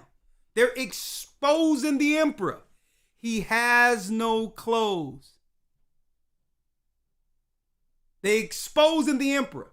There's a reason why they wanted a weaker representation with this last election, so that they can have the emperor paraded before the world bodies without clothing. Read. And shall make her desolate and naked, and shall eat her flesh, and burn her with fire. Destroy her, strip what's left from her financially and otherwise. And then after that, allow legislation to pass that would lead to a war, where at the end of the war, she's burned by fire. Brothers and sisters, let me tell you, history is replete. Listen to what I'm showing you here. Listen, I'm checking out a series right now. I'm going to talk about that later. I'm probably in the academy because it's time. Let me tell you something, folks. When you allow the whole world to believe a plague lives among you, you can cut off the borders of that city or that block. And through history, if a plague was there, the only real cure for the plague is to allow that area or that village to burn. So first of all, you say the country's plagued. And now burning the country will be justified as a cure for it eventually.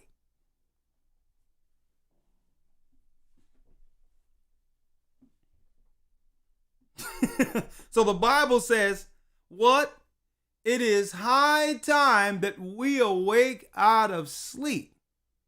Now, right after this, right after it breaks down the 10 horns who would be controlling the world, America, it starts off with Revelations 18 right after it. Let's read 18 and 1, Elder Lawya. Revelation 18, verse 1. After these things I saw another angel come down from heaven, having great power, and the earth was lightened with his glory. And he cried mightily with a strong voice, saying, Babylon the great is fallen, and has become the habitation of devils. But in its 17, it lets you know who would incrementally begin the fall on America, who would push forth the legislation and all of that to take America's teeth away from it. Europe. They're incrementally pulling the plug on a country they built, that they made the strongest through the optics of all countries. America was a country that the world once feared. Not just because of America, because of how the EU and Europe always publicized it in a what? In a position of strength. When they needed it to be, when they needed the slaves and all that to build their empire, they always publicized America in a position of strength. But now, Babylon the Great is fallen, it's fallen. That means the same country that got behind it and built this empire has now began to pull the plug or the rug right from under the Statue of Liberty. And eventually, it'll be gone. Now, do we have time? Yes, we have some time. But the time grow near. The time is growing near.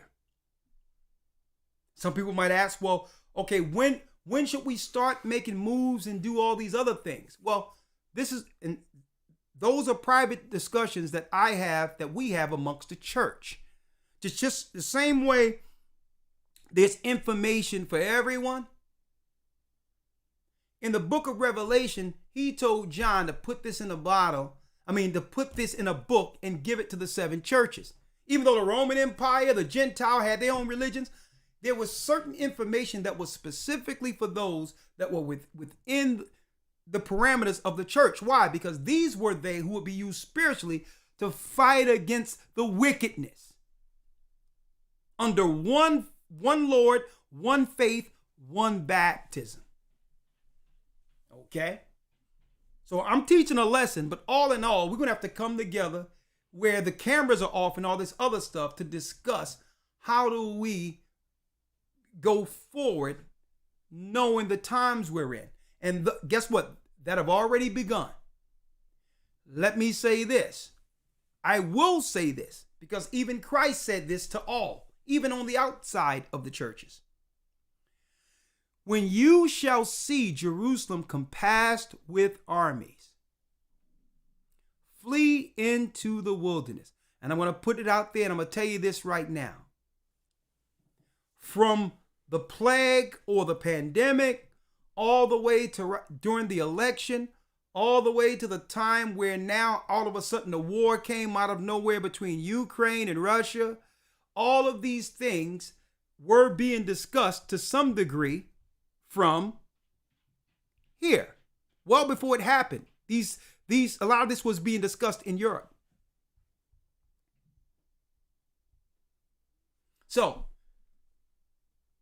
when you see the Ukraine-Russian war, and then there's reports coming out that over in Europe they are discussing 300,000 troops eventually coming to the aid of the Ukraine. Well, that's what they're saying. But what are they going to do with almost 500,000 troops so close to Russia, which is so close to Canada? Which eventually will be very close to America.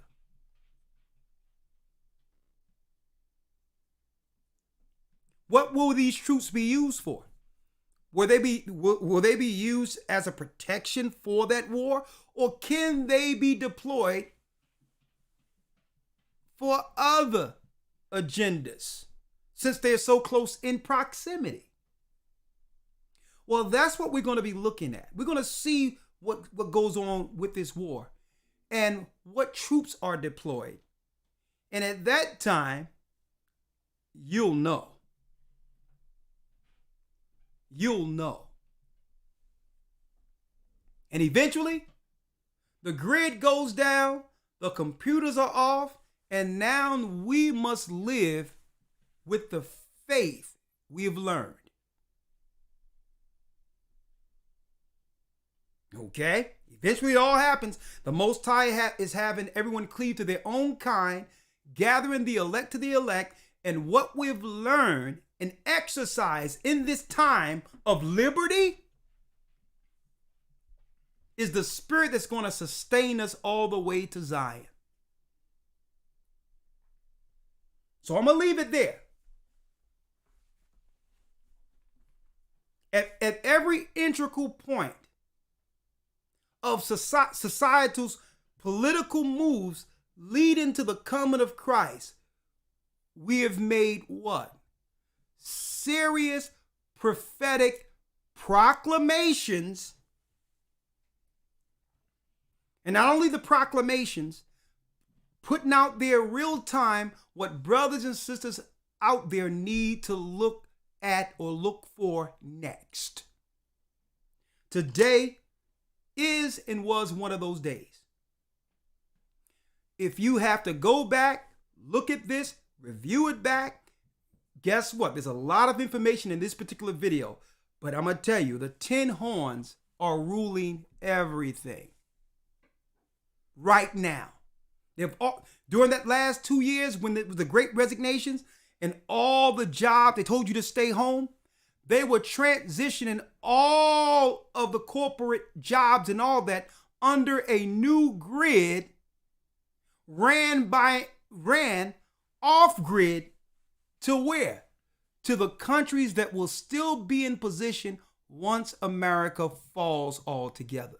They were moving, they were just transforming the whole thing and moving the grids and all that, knowing that the country that they were going to demonize would soon be expendable or no more altogether after the war. So many things happened while people were home and just sitting in their home, including the transitioning of power from all the sovereign countries to Rome, to the EU, so that Satan could try to do what? And I ended here.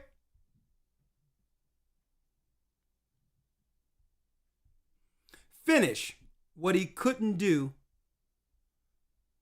with Nimrod, the Tower of Babel.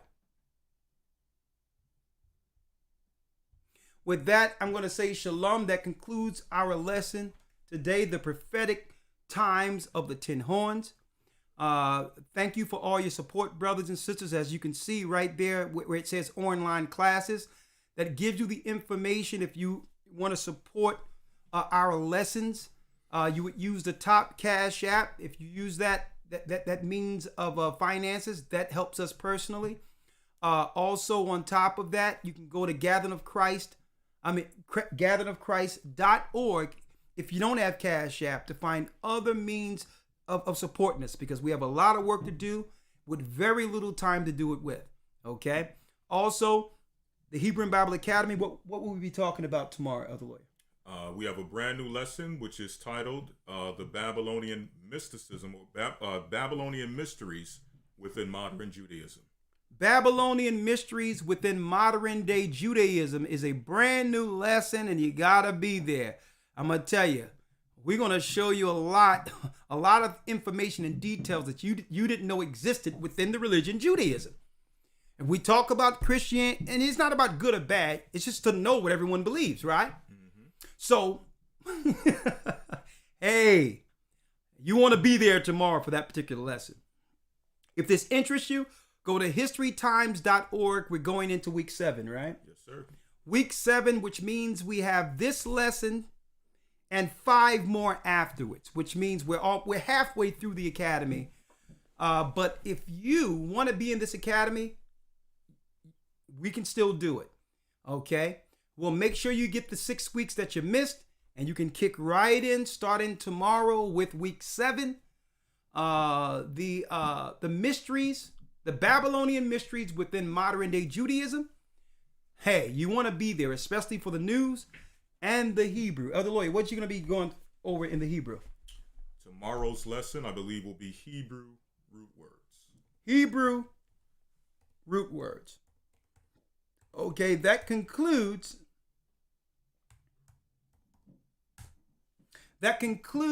our Sabbath lesson. We thank you for giving up the majority of your day to share with us. I hope the Most High keep you prayed up, sin not, keep your eye on the prize. We're living in the last hour. With that, shalom. And may the Most High be with you. See you in the academy tomorrow, too. And thank you, Elder Lawya. Yes, sir. And Thank you're you. out. Here we go. Let me put on To Zion. To Zion, if I can find it. Bless you, brother and sisters.